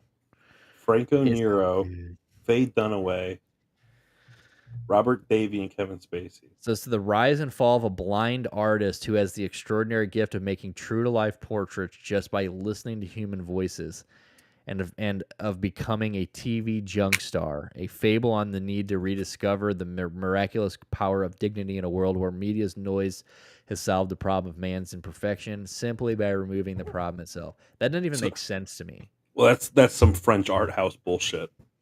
Like, I read that and I feel like I'm more confused. Yeah. Like, I'm like, okay, now what the fuck is that movie about? I don't know. It's got Kevin Spacey in it. I know you'll be there. Anyway, so let's get into sports, because I think we need to end this off. We said we were getting into sports like 30 minutes ago, but we just fucking trailed off, which I love. I love that. So natural. Yeah, we went off the rails on the Spacey train. Just going off the rails on the Spacey train. I'm going off the rails on the Spacey train. But fucking pedophile. But you didn't watch any college football this weekend? I watched Deion, dude. That's it. Yeah. Shout out Deion, dude. You big dick savage. Are you, like he was asking the reporters after the game, do you believe? Oh, I believe. Are you picking up what he's putting down? Are you drinking his sake kimosabi? First quarter of that game, I texted our group chat and said, Deion's about to beat TCU with 4 toes. That's what I said. First quarter of the game. What'd he do? Beat TCU with 4 toes. Unbelievable. Unfucking believable. Like, back in the day, of the PCR days where I was like, don't get me wrong, I'm still not a fan of how he got to Colorado. I think it's a little fucky. I don't like the way he just upped and left. I think there are probably some kids. I mean, it's a cutthroat business, don't get me wrong, but like it's a little fucky the way it happened. And but it's all in the past. He's at Colorado now. He's a Boulder. Or what are they? Are they Boulders? Buffaloes? They're in Boulder, Colorado. Boulder? So they're not Boulders, which would have been funny. That would be even cooler. They should just be big rocks. Like a Rolling Stone. But Neon Deion, baby, rolls in to TCU. This was in TCU too, right? Or was this in Colorado? Yeah, this was in Texas. Yeah, I thought it was in Texas. Their first home game is this weekend against Nebraska, which is going to be easier. Home field advantage against a Nebraska team that is not living up to expectations. And this was a barn burner. Like 45-42 is the final game. But like, both defenses, I mean, Colorado's defense, you see 42 points and you're like, God damn. They did step up when they were needed. I mean, that Travis Hunter kid, 120 some odd snaps or 40 some odd snaps. What the fuck ever. Ridiculous. He gets the interception, and the interception was ridiculous. That was a great, just to take it in the end zone. Yeah. It's just such a beautiful fucking snag. And what I was impressed by most, you was it 75% of this fucking team came in through the transfer portal, right? Like this is a new team. Yeah. Six penalties, and all 6 of them were by 6 different players. No guy was a repeat offender. I'm like, this team is disciplined. Yeah. Well, I'm sure he's in their ass. I mean, he's probably got them so hyped. I mean, like he said today, I think it was on McAfee or yesterday, McAfee starts on ESPN Thursday, which is wild. I totally forgot all about that. But he was like, not one person on that sideline thought we were going to lose. And you see it. I mean, you believe it. I mean, that sideline was so fucking hyped up. And I mean, his kid, so that was what I was going to say to the defense. The offense could not be stopped. Like, couldn't be stopped. There was zero that TCU could do. I mean, that kid was slinging the Shadur. He was slinging it. But they got that little that running back, man. He's a fucking stud. I forgot his name. I feel terrible that I'm not dropping his name, but it's all right. Well, you can just blame it on the stroke you had a few minutes ago. You're right. Because you have usually you're the one looking at me going, or back in the day you're going, and you have that answer. Today you were the I'm the problem. You're the problem, dude. It's all right. It's all right. I still love you. You're still cute. You're a cute problem. Is this him? Sanders? Oh, that's Shadur Sanders. Yeah, okay, Shadur. So now, dude, Shadur is nasty. That kid is filthy. He's got first round pick written all over him. Just disgusting. It was a school record. So 510 yards, 4 touchdowns. So Travis Hunter intercepted a pass in the red zone and caught 11 for 119. The balls are huge on this whole team. Like the collective nut size on this team is out of this world. Like the swag, the just everything, just the belief and the buy-in, the fact that he's got everyone bought in. It's pretty fucking. I'm trying to pull up the rest of the scores from this weekend, but he has literally just flipped that whole organization over in how long has he been there? A couple months. Yeah. I mean, it's ridiculous. Who else did we have? So we had some upsets though. I mean, so that was the first upset of the week. We had Clemson got slapped last night, 28-7. Clemson got smacked the fuck around by Duke. A team that has not. I don't think they've beaten a ranked opponent in some. So here it is. So I hold on. I have that. So now since I'm so ate up, I have to. I screenshot shit I see throughout the day so I can go back through it and when it comes time to do this, I can remember because sometimes I'll be like, oh, okay, that's awesome. That's something we can talk about tonight or whatever. And then when it comes time to show, I just can't remember a goddamn thing I saw. But I did pull up that stat, have that stat pulled up for this. So here it is. So Right on. entering today, so yesterday or whenever, yesterday, Duke had lost 28 straight games against teams in the AP top 10. The last one over a top 10 team came against the number set, so Clemson, in September of 89. Our entire fucking life. So yeah, we have not seen that happen. Who's more sad than that now? Like fucking Georgia Tech or something? Dude, I don't know. I mean, this was ugly. That kid from Duke, the quarterback from Duke, was getting a lot of praise. He balled Luke out, something, dude. I think. I forget what his name is, but not Daniel Jones.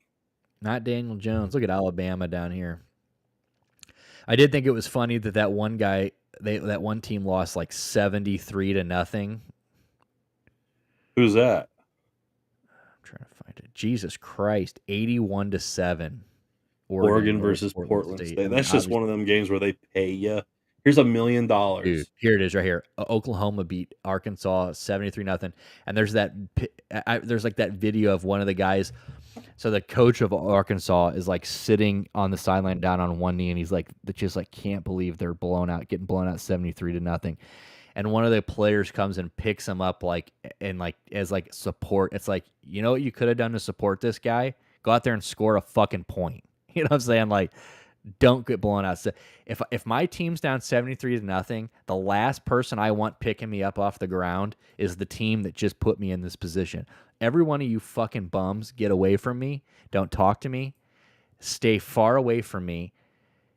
Get me a beer or something, like, and just fuck off, because like you're the reason we're down 70. I mean, obviously the coach should have had him ready, but like no one could score a point. Well, I mean, I'm not going to front, like, I don't give a fuck about Arkansas State football, but I'm close enough to them that, you know, they're in the news and stuff down here on occasion. Obviously, it's Razorback country down here. But Arkansas State, like, they're not that fucking bad. Dude. They're Sun Belt Conference, so they play, like, Marshall and shit, and they're competitive. But the fact that they got spanked like that, and yeah, couldn't put up a single point, couldn't get past the 50 to kick a fucking field goal. Even Portland State scored on Oregon. Yeah. Okay. Even they got 81. They got a basketball score dropped on them, and they were able to score. Okay. That's fucking unreal. Yes. Like SEMO lost 45-0. That's not even shit compared to 73-0. Like SEMO, good game, SEMO. SEMO football, man. I like SEMO basketball, but SEMO football is just the saddest shit. So sad. But yeah, I mean, I'm not. LSU lost to. Well, it wasn't a upset because Florida State's the 4, but LSU. What the coach was like, we're going to go out there and put a beating on Florida State, and then lost by 20. Oh, like, you cock. Like, that's what you get. I love seeing them big teams just fucking eat shit. My favorite thing are all these Clemson memes, these Dabo Sweeney without Deshaun Watson and Trevor Lawrence memes of just how much of the one of them today was him. It was just Hugh Jackson. that was my most favorite upset because I hate Dabo Sweeney so much. Dude, he was like, this whole organization was built on God and the faith. Shut up, Dabo. No, it was in God's plan for you to fucking choke, dude. You piece of shit. Did you see on College Game Day or whatever fucking show they've got Urban Meyer on now? Did you see that when they came back from him standing on the side talking to that little chick? I was like, dude, you can't stop the fucking Riz. It literally is like Urban Meyer can't stop being a piece of shit. Like, dude, I hate him. Like the fact that he's like everyone's at their seat and he is just standing off to the side trying to hit some. Got the jacket off, just leaned up on the fence. Hey, he's like, I'm fucking Urban Meyer, right? I maxed out this morning, Brittany. Yeah. Feel these. Meanwhile, his wife's fucking probably there. She's probably in the green room. Drinking. He's like, honey, babe, go get me some snacks for the commercial. She's like, okay. Ran off and talked to some chick who turned 18 yesterday. He's like, oh, you said snacks? I thought you meant snatch. Oh, I thought you told me to go out and get some snatch. He's like, oh, you don't even. He's talking to the girls like, you don't even go here yet. You're here on a recruit trip. He's like, wow, you turned 18 this morning. Volleyball scholarship, impressive. The name's Urban. Fucking weirdo. The name is Urban. The name's Urban. What's up? She's like, Urban? Is that a joke? He's like, sure isn't, baby. Urban Meyer. You can watch my Puff piece on Netflix. I didn't watch it, but everybody said, dude, they hyped up that Florida Gators special, the 4-parter, and Adele said it was dog shit. It's just a Puff piece of Tim Tebow and fucking and Herb. Oh, the Urban. Just those two? Yeah, like they don't mention it. When you think Florida Gators, the whole reason we wanted this special is because of all the crime and all the fuckheads that have come out of there, and they ignore all of it. Like there is no Aaron Hernandez mentioning, there is no they pretty much took out all of the juicy shit, and it's just like a fluff piece for fucking Tim Tebow and fucking Urban Meyer. It's like not once can we talk about a fucking Vince Wilfork. Well, I'm sure he's in there, but like it's more like, I mean, I'm sure other people are mentioned, but it's like it's more of a like they're like those are the two main people they're talking about, and it's a 4-part thing. I haven't watched any of it because once I heard that it didn't mention any of that shit, I was like, check me out. I don't give a fuck, because the only reason I want to watch this is because every fucking criminal and like, I mean, the wild shit of people at that school is just unreal. And like, and then you're gonna make a 4-part docuseries and not mention any of it. Yeah, check me out, bub. Is there a program that has had as much scandal as Miami? Like a football program. Is there a football program? This is Florida Gators, but Miami, I don't know. You're talking. It says we still got somebody in here.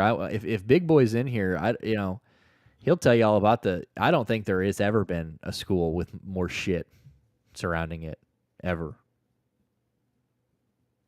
I mean, Miami it's pretty legendary. I'm gonna see if I can find like a list of people. Miami. Gaida. Dude, there's a fucking there's a store over in Gainesville. That's where University of Florida is at, right? Mm-hmm. Gainesville, Gators, right? And there's a store that we sell boats through, and every year they order their like premier showroom floor boat, big 21-foot bass boat in gator colors, and that's like the showpiece of their floor. And every year someone buys it up. It's like $100,000 bass boat, just decked out with all the electronics and all that, but it's got the gator colors, and they sell it every year, no problem. They're fucking crazy for that shit. The place is nuts down there in general. That place is so fucky. Florida Purple and orange bass boat. The fish will see you coming, dude. Yes, sir. Well, I guess that's kind of it for college football this week. So now it's NFL week 1. We are 2 days away from Chiefs Lions. Now we don't know if Travis Kelce's going to play. Hyperextends the knee today. I'd sit him. He's 33. Sit the fucking guy. Week 1, fuck it. The Lions, fuck it. Sit him. Yeah, I don't think I would play him either. I think you gotta, especially since I'm playing Adele and he's got Travis. So let's sit him. Let's sit him for the week. What's your hottest take of the year? Adele wants to know for the NFL season.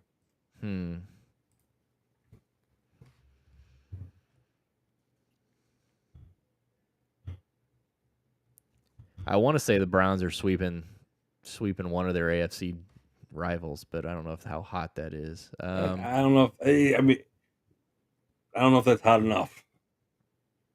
I don't know. What's your hottest fucking take of the year? You know, I might double down on my hot take last year. What was that? That the Falcons take the NFC South. Is that hot enough, Adele? The Falcons win the NFC South? Adele says that's not a hot. Yeah, if they sweep the Steelers, it's not that fucking great. You're sweeping the Ravens, cool, that's for sure. That's for damn sure. Bum-ass Ravens. Yes, there you go. So, Falcons win the division. Also, that'll be my hot take this year. My hot take is... Fuck, I don't know. I think Jordan Love goes to the playoffs, if that's a hot take. I think Jordan Love and the Packers win their division. Well, so win the division, not a wild card? Who's in that division again? I think it's Minnesota's to lose, man. Yeah. Jordan Love and the Packers with some pieces gone now. You think that they'll overtake the Vikings in that division? Because that's spicy. I'll consider that a spicy take. Let's see here.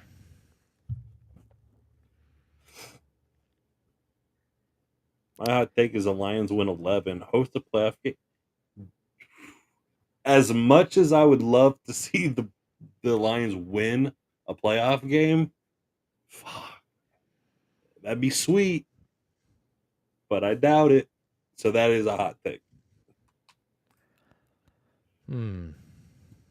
Yeah, I think I would say that's the Lions division to lose now that I see they're in it. And the Jets in the Super Bowl.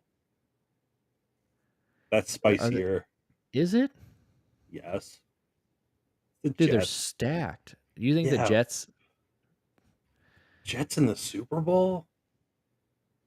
I don't think that. That's like a medium take. I don't know how spicy that is, especially in the NFC. They got to go through the Eagles, but I think the hype's through the roof on the Jets, and it's not. I don't think it's attainable. Like who is a threat to them in the NFC besides AFC? Chiefs? The Jets are AFC. Yeah, so I guess maybe the Chiefs. Chiefs, Bills, Jets playoffs, not spicy. Jets Super Bowl, spicy, very spicy. Like back of the tongue spice. Feel that for a few minutes after dinner spice. Yeah, I think I could. My spicy take could be. I haven't really thought about it, but now that I'm looking, I could see the Chargers winning the AFC West. That's for sure. I think the Chargers are going to be nasty this year, especially if Kelsey's going to be fucking limping around. They don't have a wide receiver one really. Right now it's Sky Moore, but we're basically hoping that Sky Moore turns into something. Valdez Scantling trash. Justin Ross is nasty. Rashee Rice, who couldn't catch a goddamn pass, so it's killing me for my fantasy team, for my dynasty team. But I think a lot of these guys are, have to step up. And if Kelsey, who is probably going to benefit from that the most and just get fed, I would say that it's the path to them winning that division is definitely a little less clear than it was before. I think. I can see that, and I think they're going to run Eckler into the ground. He's going to have a huge year. Mike Williams is healthy. Keenan Allen's healthy. But isn't he getting kind of old at this point, though? If he is, he is, but he isn't showing it. Guy's still a fucking target monster. I don't know. I could definitely see the Chargers win that division. So I guess that would be my hot take, is that I think the Chargers win the AFC West. Okay. That would be my hot take. And Arizona might go 0-17. Yeah. Well, they're trying to go 0-17. That's the sad thing about them. Are they purposefully tanking? Yes. That coach, man. those videos that we watched today were just so concerning. Yeah, he's a cringy fuck for sure. There's no like back to the Deion thing. It's like I am a fat 32-year-old man, and I want to run through a wall for Deion Sanders. You know what I want to do for that coach over there in fucking Glendale? Nothing. I want to leave a shitty comment. I want to leave a comment saying how much he sucks. Yeah, he's pretty butt, dude. I mean, the shoo thing was pretty fucking hard to watch. I don't even know what that's from. Are these just videos they're putting out? Because they're not on Hard Knocks, are they? Fuck, I mean, that's the Jets. I don't... Why are we putting up videos of this guy acting a fool? I don't know. Jonathan Gannon. Yeah, Jonathan Gannon. Is he someone's cousin? Like, where the fuck did he... He's been... I've definitely recognized him. I forget where he's from, but... Well, you look at... I was trying to remember which one. I was looking at his like career trajectory, and I was also looking at Mike McDaniel's career trajectory today. So I might have him confused here. So Titans defensive quality control. So the Titans defense in the early 2010s, decent. Vikings defensive backs coach for 2014, 2017. So that's basically when what's his Nuggets? Born in Cleveland. 3-sport athlete. Yeah, he lettered in basketball, right? He won a state championship as a point guard. He was a St. Louis Rams head scout, promoted to pro scout in 2010, left the Rams 2011. Defensive coordinator of the Eagles 2021 and 2022. So I mean, that's how he got the job. I remember him, yeah. Defensive backs coach for Indianapolis. Yeah, he got fucking blown out. He's the guy that everyone was like, all the defensive players were like shitting on after the Super Bowl because they lost they blew that 10-point halftime lead, and all the defensive guys were like, we don't know what the fuck he was doing. He was playing soft, like we didn't know why he was calling those plays. So he got shit on his way outside of Philly. So. But all right, so week 1 here, we got one game Thursday. It's kind of weird that they've got a doubleheader on Monday night, week 2, and not week 1, but whatever. Lions Chiefs. Is this the most exciting game of the week? Like, I mean, I was gonna say, what game are you? Obviously, a Browns Bengals is what I'm most excited for. What a banger to start. Division showdown like that in Cleveland. Let's see. So Chiefs Lions. Yeah, I'm personally hyped about that one. But let me see what else we got. We got Falcons, Panthers. No, I mean there's a lot of like fun to watch in that to see like Bryce Young, see how he looks. The new Panthers, Bijan. Yeah, I'll tune into that one. Texas Ravens. Ravens don't give a fuck. Don't give a shit. Lamar and them should Jags tear Colts. Could be fun. Like I said, that'd be all right. See what Jags and Ridley look like. See if they're gonna start hot like they ended hot. Colts with Anthony Richardson and I want to see the how guy he handles scanning that. groceries playing running back. So I want to see that. See who they hired from Walmart to play running back. Baker Mayfield versus the Vikings.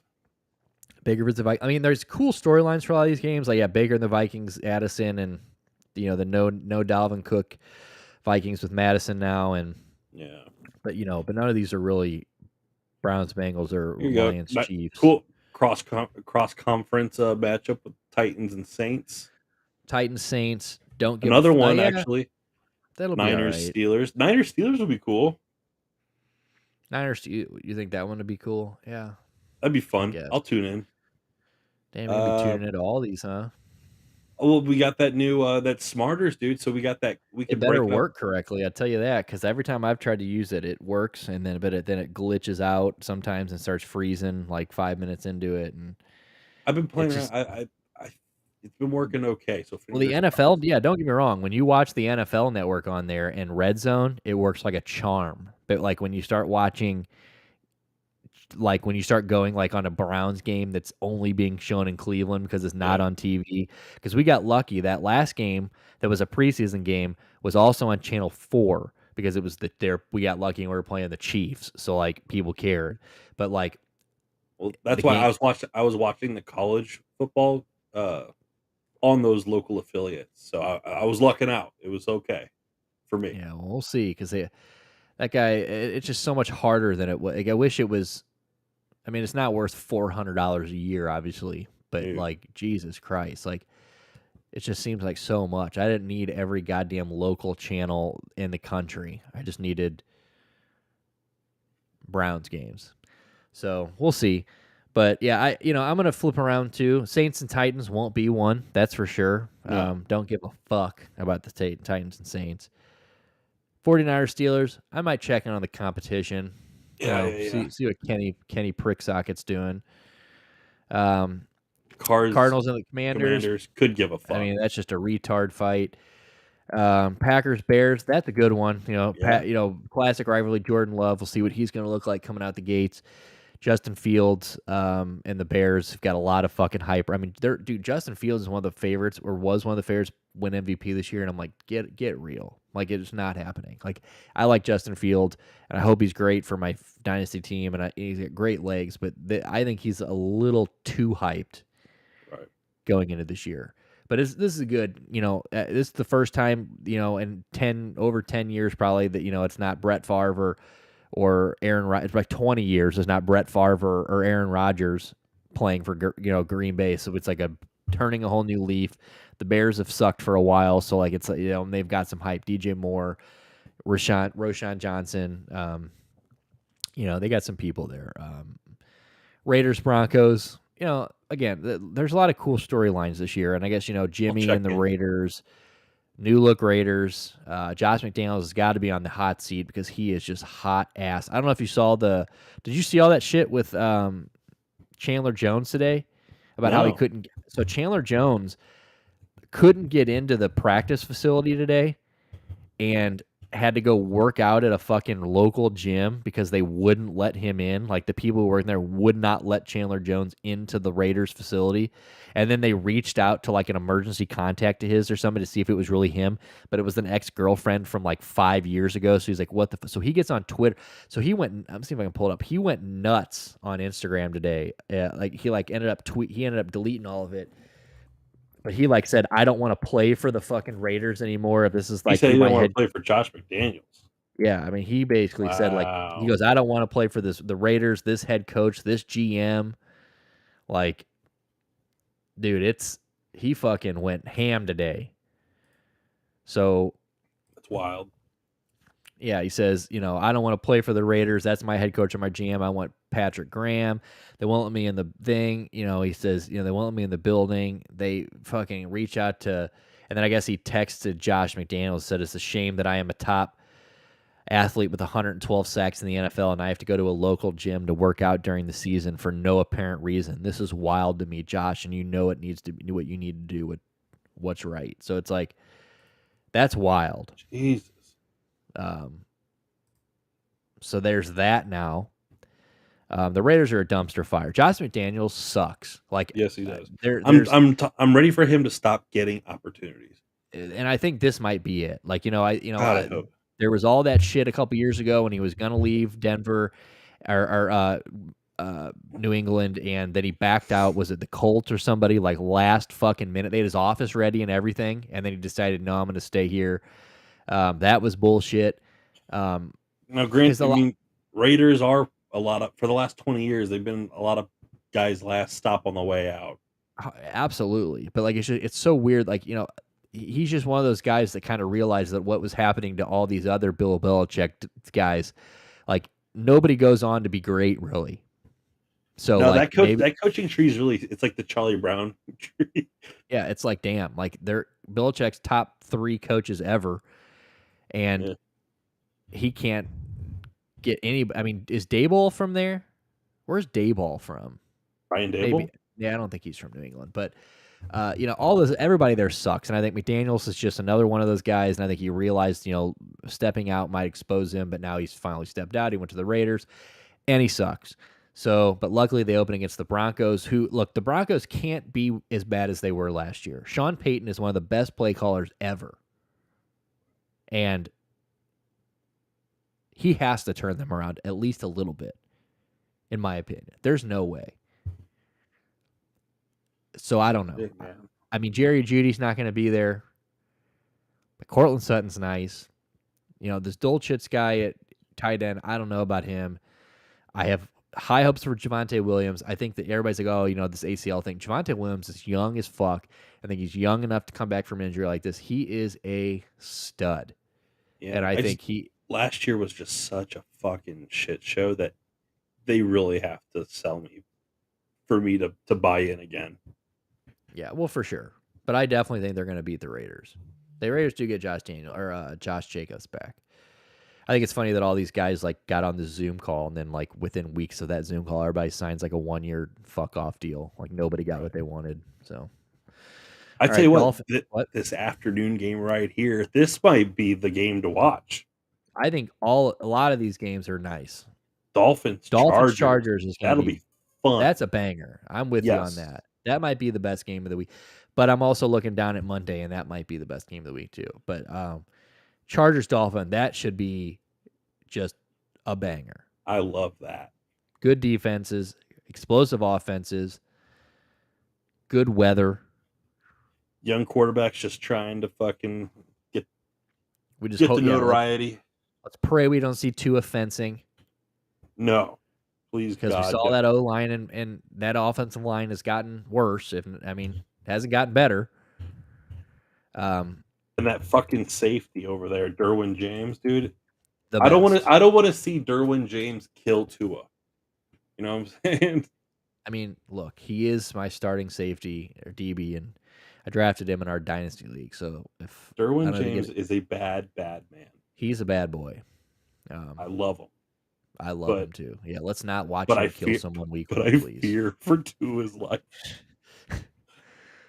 Does Tua even fence a third time, or does he just die? Like, is that just it? Like, does it just disconnect, shut off? It just death rattle. Because, like, dude, maybe, dude. I don't know. I did see. So I don't know if Adele's still watching, but it's funny that we'll talk about it when we get to the Bills, because it was funny about somebody tweet. We were talking about about defensive backs and Damar Hamlin. We're talking about people dying, and like Damar Hamlin, somebody posted like what like opposing quarterbacks ratings were targeting him last year, like just through the roof. Like he's just dog shit. But I'm gonna pull up the tweet that somebody like retweeted that and like tried to make Damar Hamlin sound like a super badass, and it was just like the most cringy tweet in the world. And I know Adele knows what I'm talking about. Right. So we'll get that in just a second.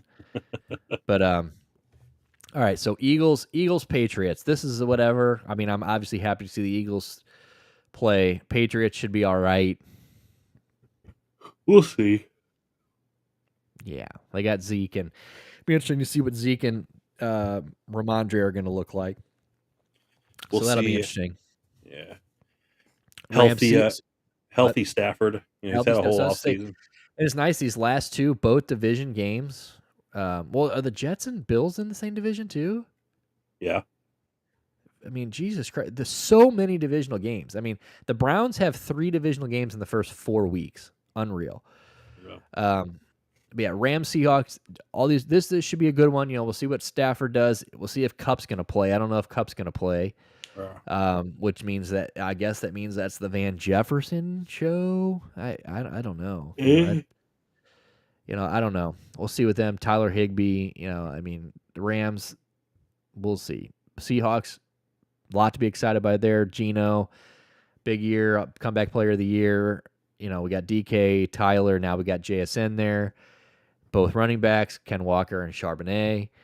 So it's good shit. Cowboys, Giants, excited about this one. This is a good Sunday night game.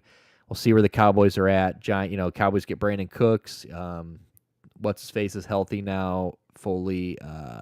Michael Gallup. no The Zeke. Cowboys aren't playing at home, so they might have a chance. They're not playing at home. We'll see what Tony Pollard looks like. Giants coming off a big year. Daboll year 2. Saquon just got the 1-year deal. Another one of those guys on that call that just kind of pussed out, signed the 1-year deal.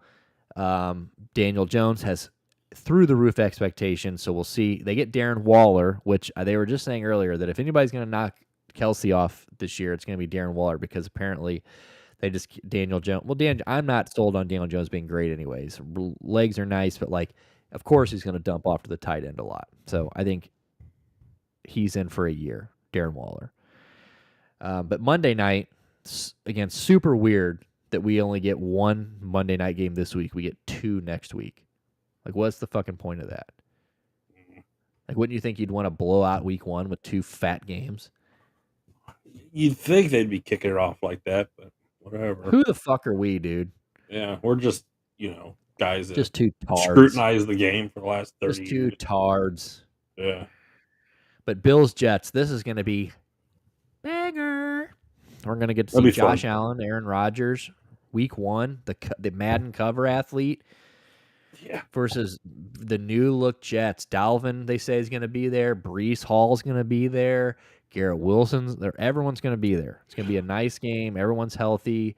James Cook for you, hopefully, shows some life this year. It's Randall Cobb will be there. Randall Cobb's going to be there, fucking just rubbing Aaron Rodgers' shoulders on the sidelines, keeping him warm. But now that we're here, the tweet I was talking about, Daniel Jones stinks, dude. That's what Dell says. I agree. I'm trying to find the tweet, but somebody put like the DeMar Hamlin.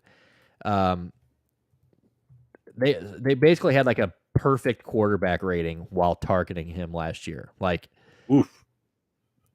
I'm trying to find. Here it is, right here. Barry, NFL quarterbacks had a 142.3 passer rating when targeting DeMar Hamlin last year. Emmanuel Acho says, well, Death went 0 for 1 when targeting DeMar Hamlin last year, so he's winning. What? There you go. You got your online clout. What? Cute. That doesn't change the fact that he was literally cheese. Like, I'm very happy DeMar Hamlin didn't die. We're all happy DeMar Hamlin didn't die. And sure, he's winning life. Is that a screenshot or is that the post? This is the post. Click the post of that dude. Click the. I want to see replies. Of like this one? Yeah. Or the actual? Yeah, the replies to this. Okay. Because I want to know if there's anybody who's like, fuck you, like dunking on DeMar Hamlin. He's untouchable now. That's what saying that he's stepping on the field again. He may not have many other options, but whatever, you can't take that chance. Now you're lying. I thought he was locked down on everything. I've been saying for the longest the national media is hyping up a career backup safety to prime Deion Sanders status. If it's 142.2 this year, he'll win comeback player of the year. Okay, so people in the comments are being fucking okay. He's not good. Can't deny fact. Hey, you know what? If he improves this year, good for him. Right. And like I said, all props to DeMar Hamlin for coming back. But, like, this is a dumb tweet. This is very dumb. Yeah, from Emmanuel Acho? Yes. Yeah. And he says, well, technically. You Are we not allowed to talk about his football skills now because he almost died? That's what I was thinking. It's Emmanuel Acho time. Fuck that dude. Look at him button his jacket. Fuck yeah, dude. He's like, all right, bro. He's like, babe, I'm busy. I'm going in. I got this tweet fired up. So funny. It's Emmanuel Acho time. Fuck yeah, that's good stuff. So, okay, so out of all those games, which one are you excited for Monday? You excited for the Dolphins, Chargers, Browns, Bengals, Detroit, Kansas City? Which one are you feeling, dog? Dolphins, Chargers. I'm with you. I mean, I'm Browns, Bengals for sure. I want Stafford Brady Quinn 2007 aerial shootout. I want crazy yards. It's gonna be nice. Air. I hope so. I hope Tua can stand back there long enough to get a pass off. Me too. For the Browns, though, I don't know if you know this, but I just found this out the other day. If Amari Cooper goes over 1,000 yards this year, he will be the first Brown ever to do that. That's wild. Yeah, it's always been a run heavy town, man. We've never had a wide receiver with back-to-back 1,000-yard years.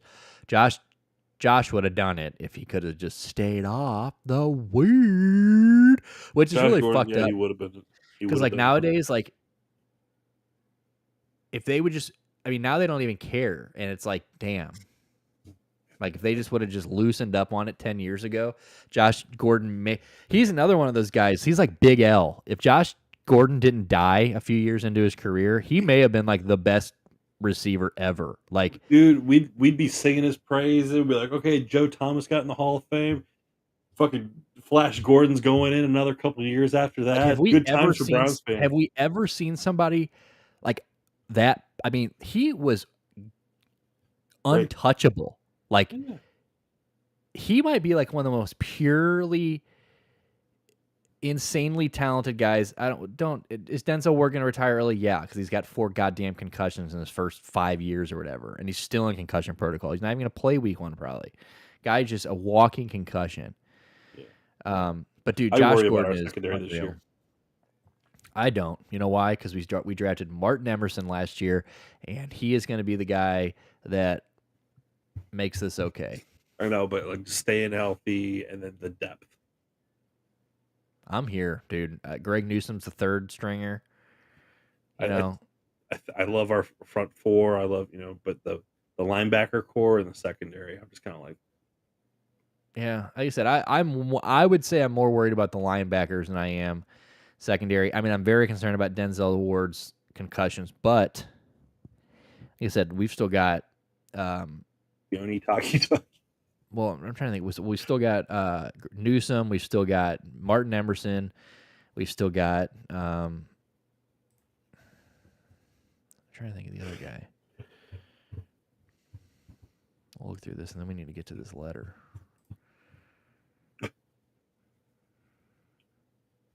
Jack Leonard. Yeah, so I mean, D'Anthony Bell. We still have Grant Delpit. Yeah, Grant Delpit. Mike Ford. Grant Delpit's been great, by the way. And we just picked up, we signed Rodney McLeod as depth, coming off the Super Bowl or appearance of Super Bowl. Oh, Juan Thornhill? Dude, Juan Thornhill is a fucking gangster, dude. From the Chiefs, just won a Super Bowl with the Chiefs. Had the pick 6 against him. So we'll see, man. Yeah, I'm actually, now that I'm looking at this, I'm even less concerned about our secondary. Because, dude. Want a cheap show. Juan Thornhill is a gangster. He's nasty. I like fucking, like I said, Newsome being a 3rd stringer is not bad. I'm glad Anthony Walker's back on his linebacker. I mean, wasn't very great last time, but he just needs to stay healthy. Jedrick Willis is the guy that scares me, but whatever. Look at the front office in there. Juana G for show. Look at him showing up 2 hours into the show. Welcome, bud. How's your trip?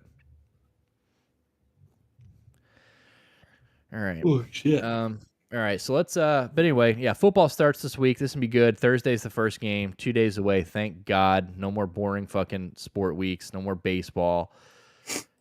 We've made it. So, I'm very excited about that.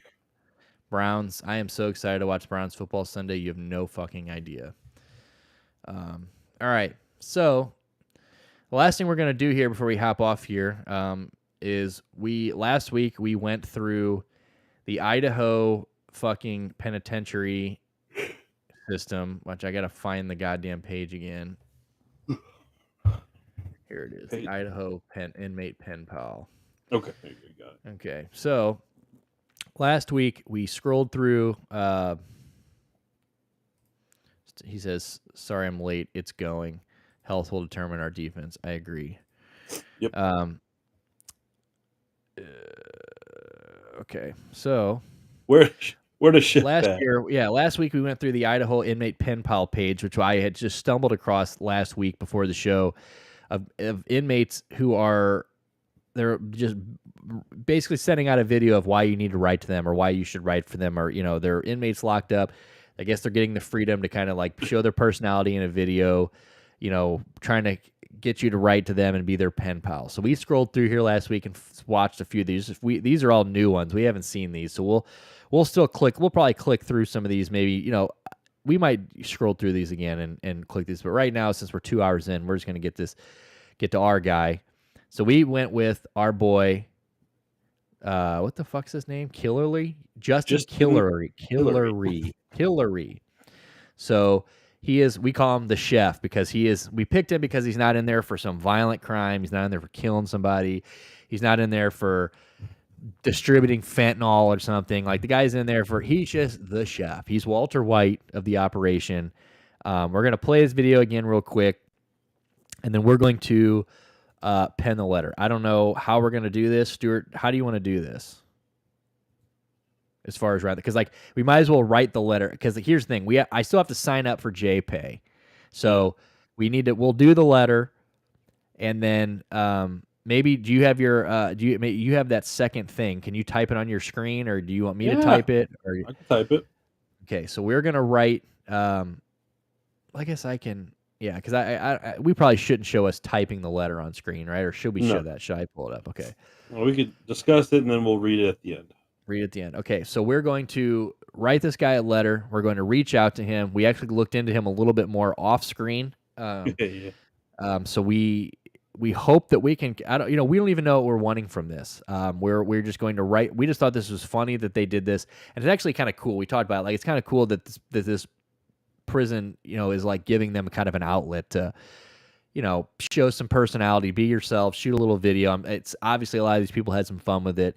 And if we can, find somebody like this and, just get some good shit, maybe just like some juicy prison details, or just some good conversation with this guy, or just, who knows, maybe we become good friends with this guy and he gets out of prison in a year or two and he comes on the show. Who fucking knows? Who knows? So we're going to write to this guy. His name's Justin Killery. He's in there for controlled substance, unlawful manufacture, deliver, or possess with intent to distribute. So we're going to play his video, and then we will get writing. Also, grand theft and forgery. Let's go. This dude's just blue-collar crime all around. Let's go. Doesn't give a fuck, dude. He's ready to go. So, all right, so here's his video. We'll show you guys who he is for the people who didn't see this last week, and then we'll get this going. From IMSI, my name is Justin Killery, obviously. 85229, hit me up. I'm in Idaho. Just want to get to know you and make a connection and see what's up. I'm having a good conversation, and yeah, hit me up. All right, so absolute sweetheart. What a sweetie. What a sweetie, right? I mean, this guy's out here. Yeah, Chef's not playing games. He's not. He's playing with cookware. So we're going to write this guy. We're going to see what we get, and whenever we fucking hear back from him, we'll hopefully, I don't know. I mean, I guess nowadays is it like a letter system, or are we just send like a DM? Like I said, I don't even know. We got to sign up to JPay to send this fucking letter. So it's like you have to pay with like food or like money orders or money on the books. Yeah, so we're gonna see what happens here. I found Justin's account on prisonfriendship.com. Yeah, can you link that to me real quick, and we'll pull that up while we're writing this letter. Yeah. Hit me with it, baby. I think he's looking for love. Dude, well, I think we have to... So I think we probably have to be clear right off the bat. Like, we're from a show... Because I also don't want to play with this dude either. Like, I don't want to like... No, I want to be respectful. This is a lot. I don't want to just make this guy... I don't want to just fucking dump like on this guy's situation and just make this guy look like a fool. So... we'll be very clear because it's like, look, we're here, we're on a show, we do a show. So here's our boy Justin Killery. 85229. Yeah, just make it known that, like, look, we're here, we're doing a show. We stumbled across this fucking page. You know, we found you through. We skimmed through. We watched a lot of videos. We came across your video. We thought you'd be, we saw, kind of read about you and looked in. I mean, it's stuff like that, right? Isn't that what you think we should do? Kind of like, yeah. The options, the following services are available for Justin. We can send him an email. We can send him a videogram, which I think those are limited to 30 seconds. We can send him media. So if we wanted to send him like an ebook or music, we could do that.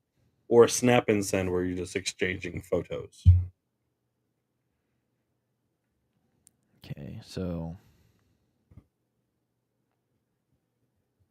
how do you think we should do this? The email? Probably. Okay, so contact by U.S. mail. Oh, that's by U.S. mail, but we could email via JPay. Yeah, I'm just looking at. So are you on this page right here? No, I'm on JPay. I'm on the app. JPay, baby. So what are we looking at paying for this? It's not saying. I mean, maybe just messaging is free. Who knows? Okay, so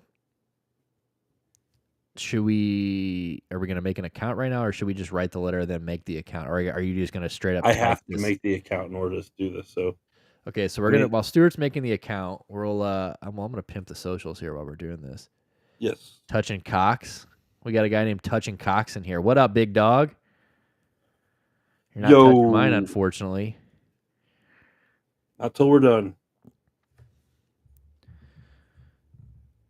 So while he's making a fucking JPay account so we can write our prison inmate pen pal.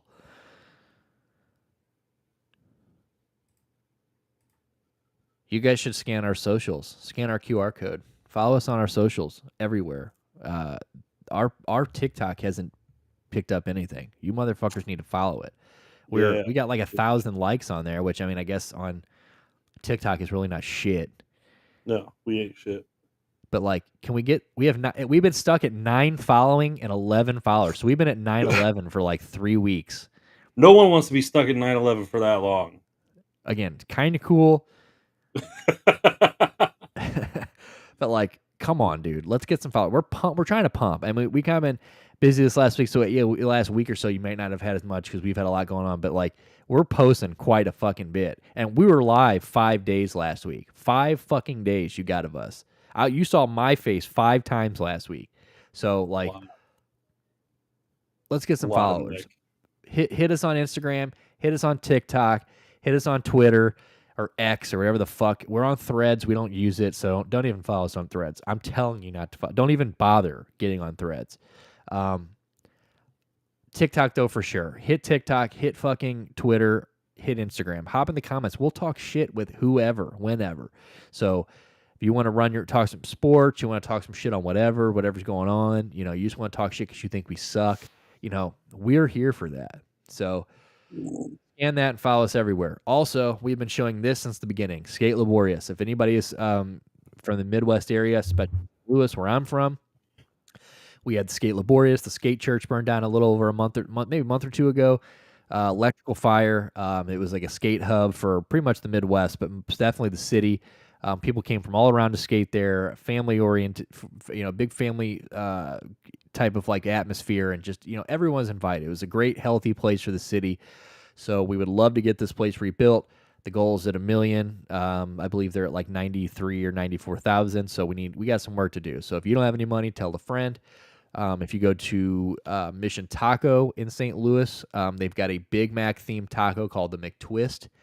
And some of the money they make from that proceeds go to the rebuilding of Skate Laborious. Also, I said this the other day, I couldn't remember what it was, but STL Mattress Store, that's who is selling any mattress right now that they sell, or some kind of mattress.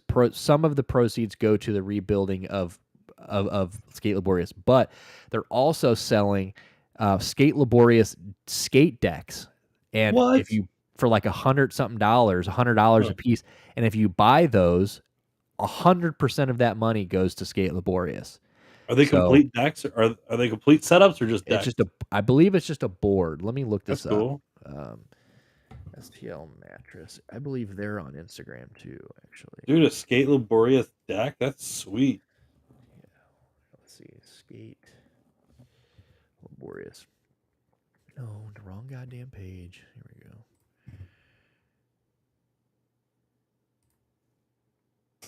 Here we go. So I'm going to share this real quick. Okay, so $100. $100. Also, we've got these killer Relaxopedic and Campbell skate decks. Those are awesome. $100. You can buy them online at stlmattressdirect.com, marshallhome.com, or at the Marshall Home Store here in Bridgeton. 100% of the proceeds go straight to Skate Laborious. Now that is amazing. You got the Relaxopedic decks and the Campbell decks. These happen to be my cruisers set up like this. Also, we've got these killer Relaxopedic and Campbell. I mean, that's pretty sick. Dude, give me the fucking mattress. I want to buy this deck. I do too. Mattress Direct. So while a portion of proceeds from Campbell's Sleep Relax or hybrid MH Gray luxury matches will assist our friends at Skate Laborious, 100% of the art pieces and skate decks sold. So I guess this art is for sale too. So you buy one of these, all of it goes to Skate Laborious. Goes to a good cause. So please donate. Cool. Relaxopedic skate deck. Interesting. Yeah, so pretty cool. It's cool that like they're not taking any of that. Like 100% of those, like $100 board, yours. Oh yeah.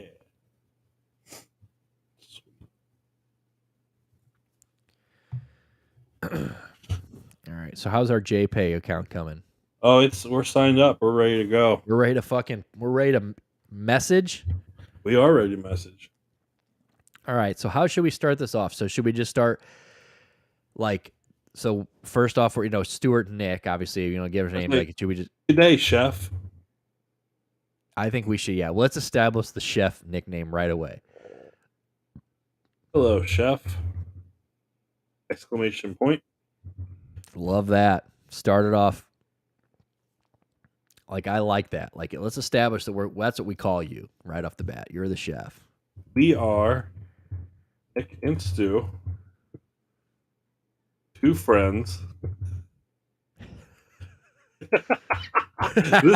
this sounds.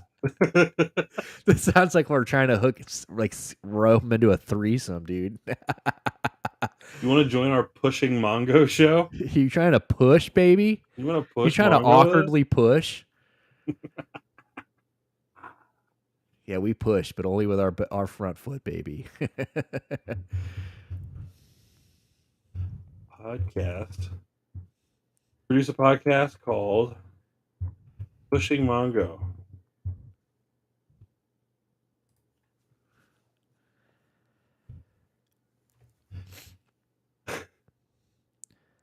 We have been known to dabble in the prison system from time to time.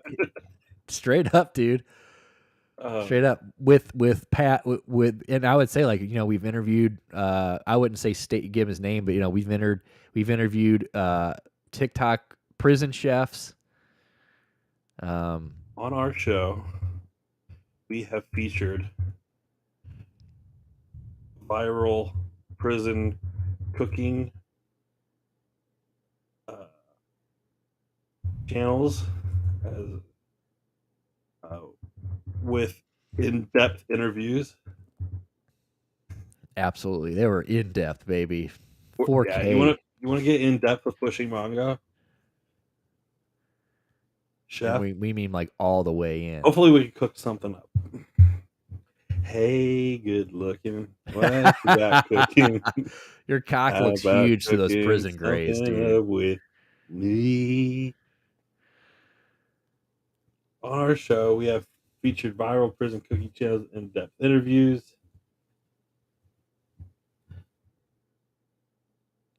I mean, is there any way, like, do we want to say something like, and in general, I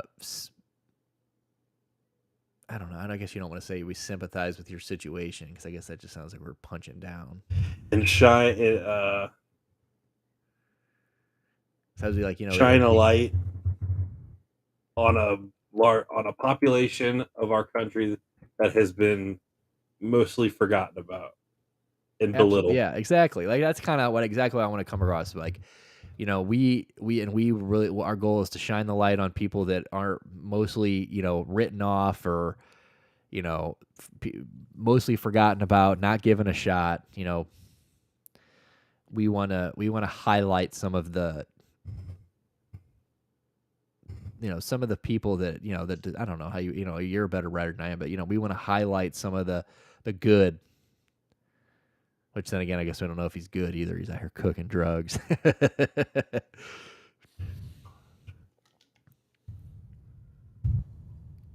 Let's see. Yeah, on our show, we have featured viral prison cooking channels with in-depth interviews to shine a light on a population of our country that has been forgotten about, belittled, and ignored. Our incarcerated brothers and sisters. We hope you use our platform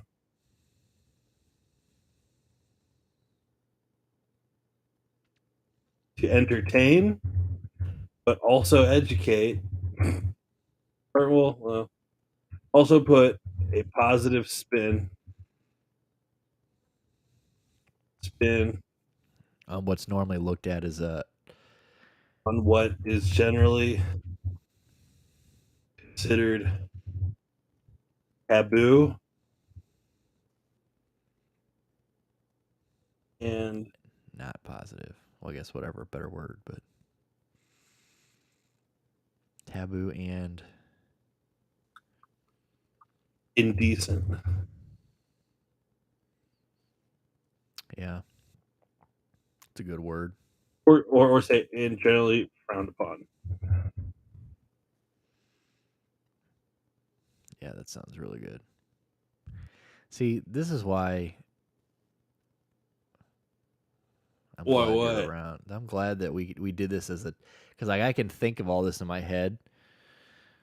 Let's see. You're just like, you're like my mom with the words, dude. We found for us to spread awareness, our legs. We found a clip of you on Instagram via the it's called Idaho. Do you have it? What's it called? What's the whole channel? It's called the Idaho Inmate Pen Pal. Pen Pal.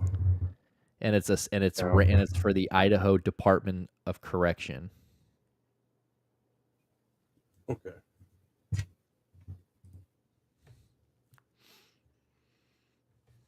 And based on your demeanor and personality, we think. No, let's be casual. You're our first round draft pick. Absolutely, yeah. Let's.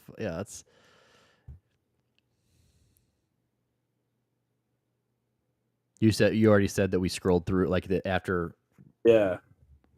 Or we found your clip with the and after scrolling through and after viewing many other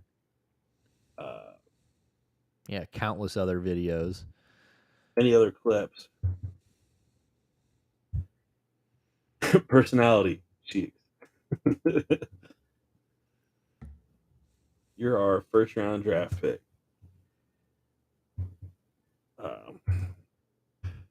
We do not know what we have in store for this show and its relationship with you.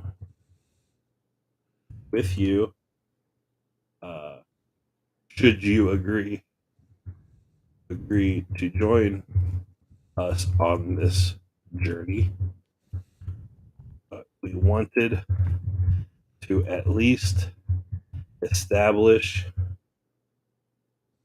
contact and introduce ourselves. If you have access to YouTube, Kick, He's like, what the TikTok, fuck is kick? etc. We can be found easily at pushing Mongo pod. We also are easily downloadable audio podcast found on most major streaming platforms or Grinder. Yeah. See, we don't want to offend this guy, front office. We got to make this like a perfect. Hope to hear from you. Best wishes, Nick and Stu. Dude, that was beautiful. Is that beautiful? All right, cool. All right, so that's what we're gonna send off. I think so. All right, so I'm gonna read this back real quick. So this is gonna be our message. I guess we don't have to show it. So, hello, Chef. We are Nick and Stu, two friends who produce a podcast called Pushing Mongo. On our show, we have featured viral prison cooking channels with in-depth interviews to shine a light on a population of our country that has been forgotten about, belittled, and ignored, our incarcerated brothers and sisters. We hope to use our platform to entertain, but also put a positive spin on what is generally considered taboo and generally frowned upon. We found a clip of you on Instagram via the @Idaho inmate pen pal account, and after reviewing many other clips based on your demeanor and personality, you're our first-round draft pick. We do not know what we have in store for this show and its relationship with you, should you agree to join us on this journey, but we wanted to at least establish contact and introduce ourselves. If you have access to YouTube, Kick, TikTok, etc., we can be found easily at Pushing Mongo Pod. We are also an easily downloadable audio podcast found on most major streaming platforms. Hope to hear from you. Best wishes, Nick and Stu. Let's fucking go. That sounds like a winner to me, baby. Also, I'll say post note. So, P.S. We've affectionately dubbed you Chef due to what we have guessed led to your current living situation. What activities we have due to the activities we estimate have led to your current. Okay. We've affectionately dubbed you Chef due to the activities we estimate have led to your current living situation. Yes, dude. I hope. We hope you do not mind. We hope you take this in good humor.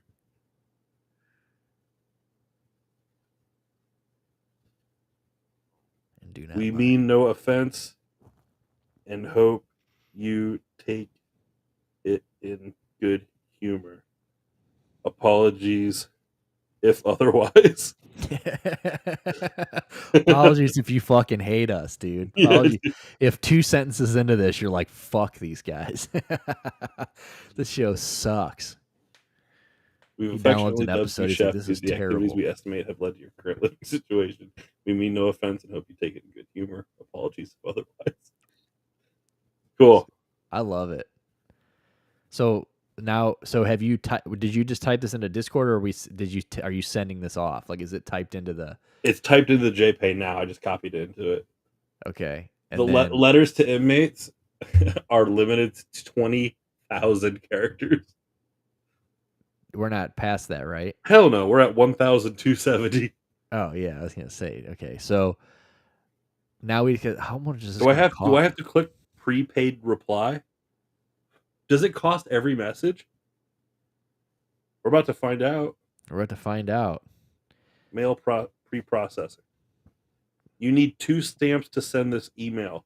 You have 0 stamps. You mean you don't have stamps from the last time? How do You I did buy this? stamps? Select package. Oh my god, dude. It'd be like a $50 package to send this guy a fucking No, message. no. $3.60 gets us 10 letters. Oh, that's not bad. Yeah. I'll send you $2. Oh, thanks, man. Well, I'll have to fill out my debit card information after the show. I don't have my card here. Okay. Dude, fuck yeah. $3.99 gets us 10 letters. Is that like, is it 10 like just back and forth letters? So 5 go each way? Replies also count. Yeah, so 5 each way probably. Yeah, five going, 5 inbound. Okay. Or I could. Let me see. I think 5 would be good. I mean, $3.99. If after a few like letters, it sounds like we're going somewhere. Like he's into it. I mean, I could spend $2 and we get 5 just to feel it out. Yeah, do that. You know. All right, $2 then. And then yeah, if we get a reply and it sounds good, I mean, $3 and $2 is not bad. So. I mean, I assumed it couldn't have been too bad because, yeah, they want people to write these people, I assume. Yeah. Well, good shit. Well, I think that was a very good letter. Very, here's our guy right here. I don't know what the fuck he's doing. Do you want to, do we want to end the show with his account? What do you mean? I could read his little bio that he wrote.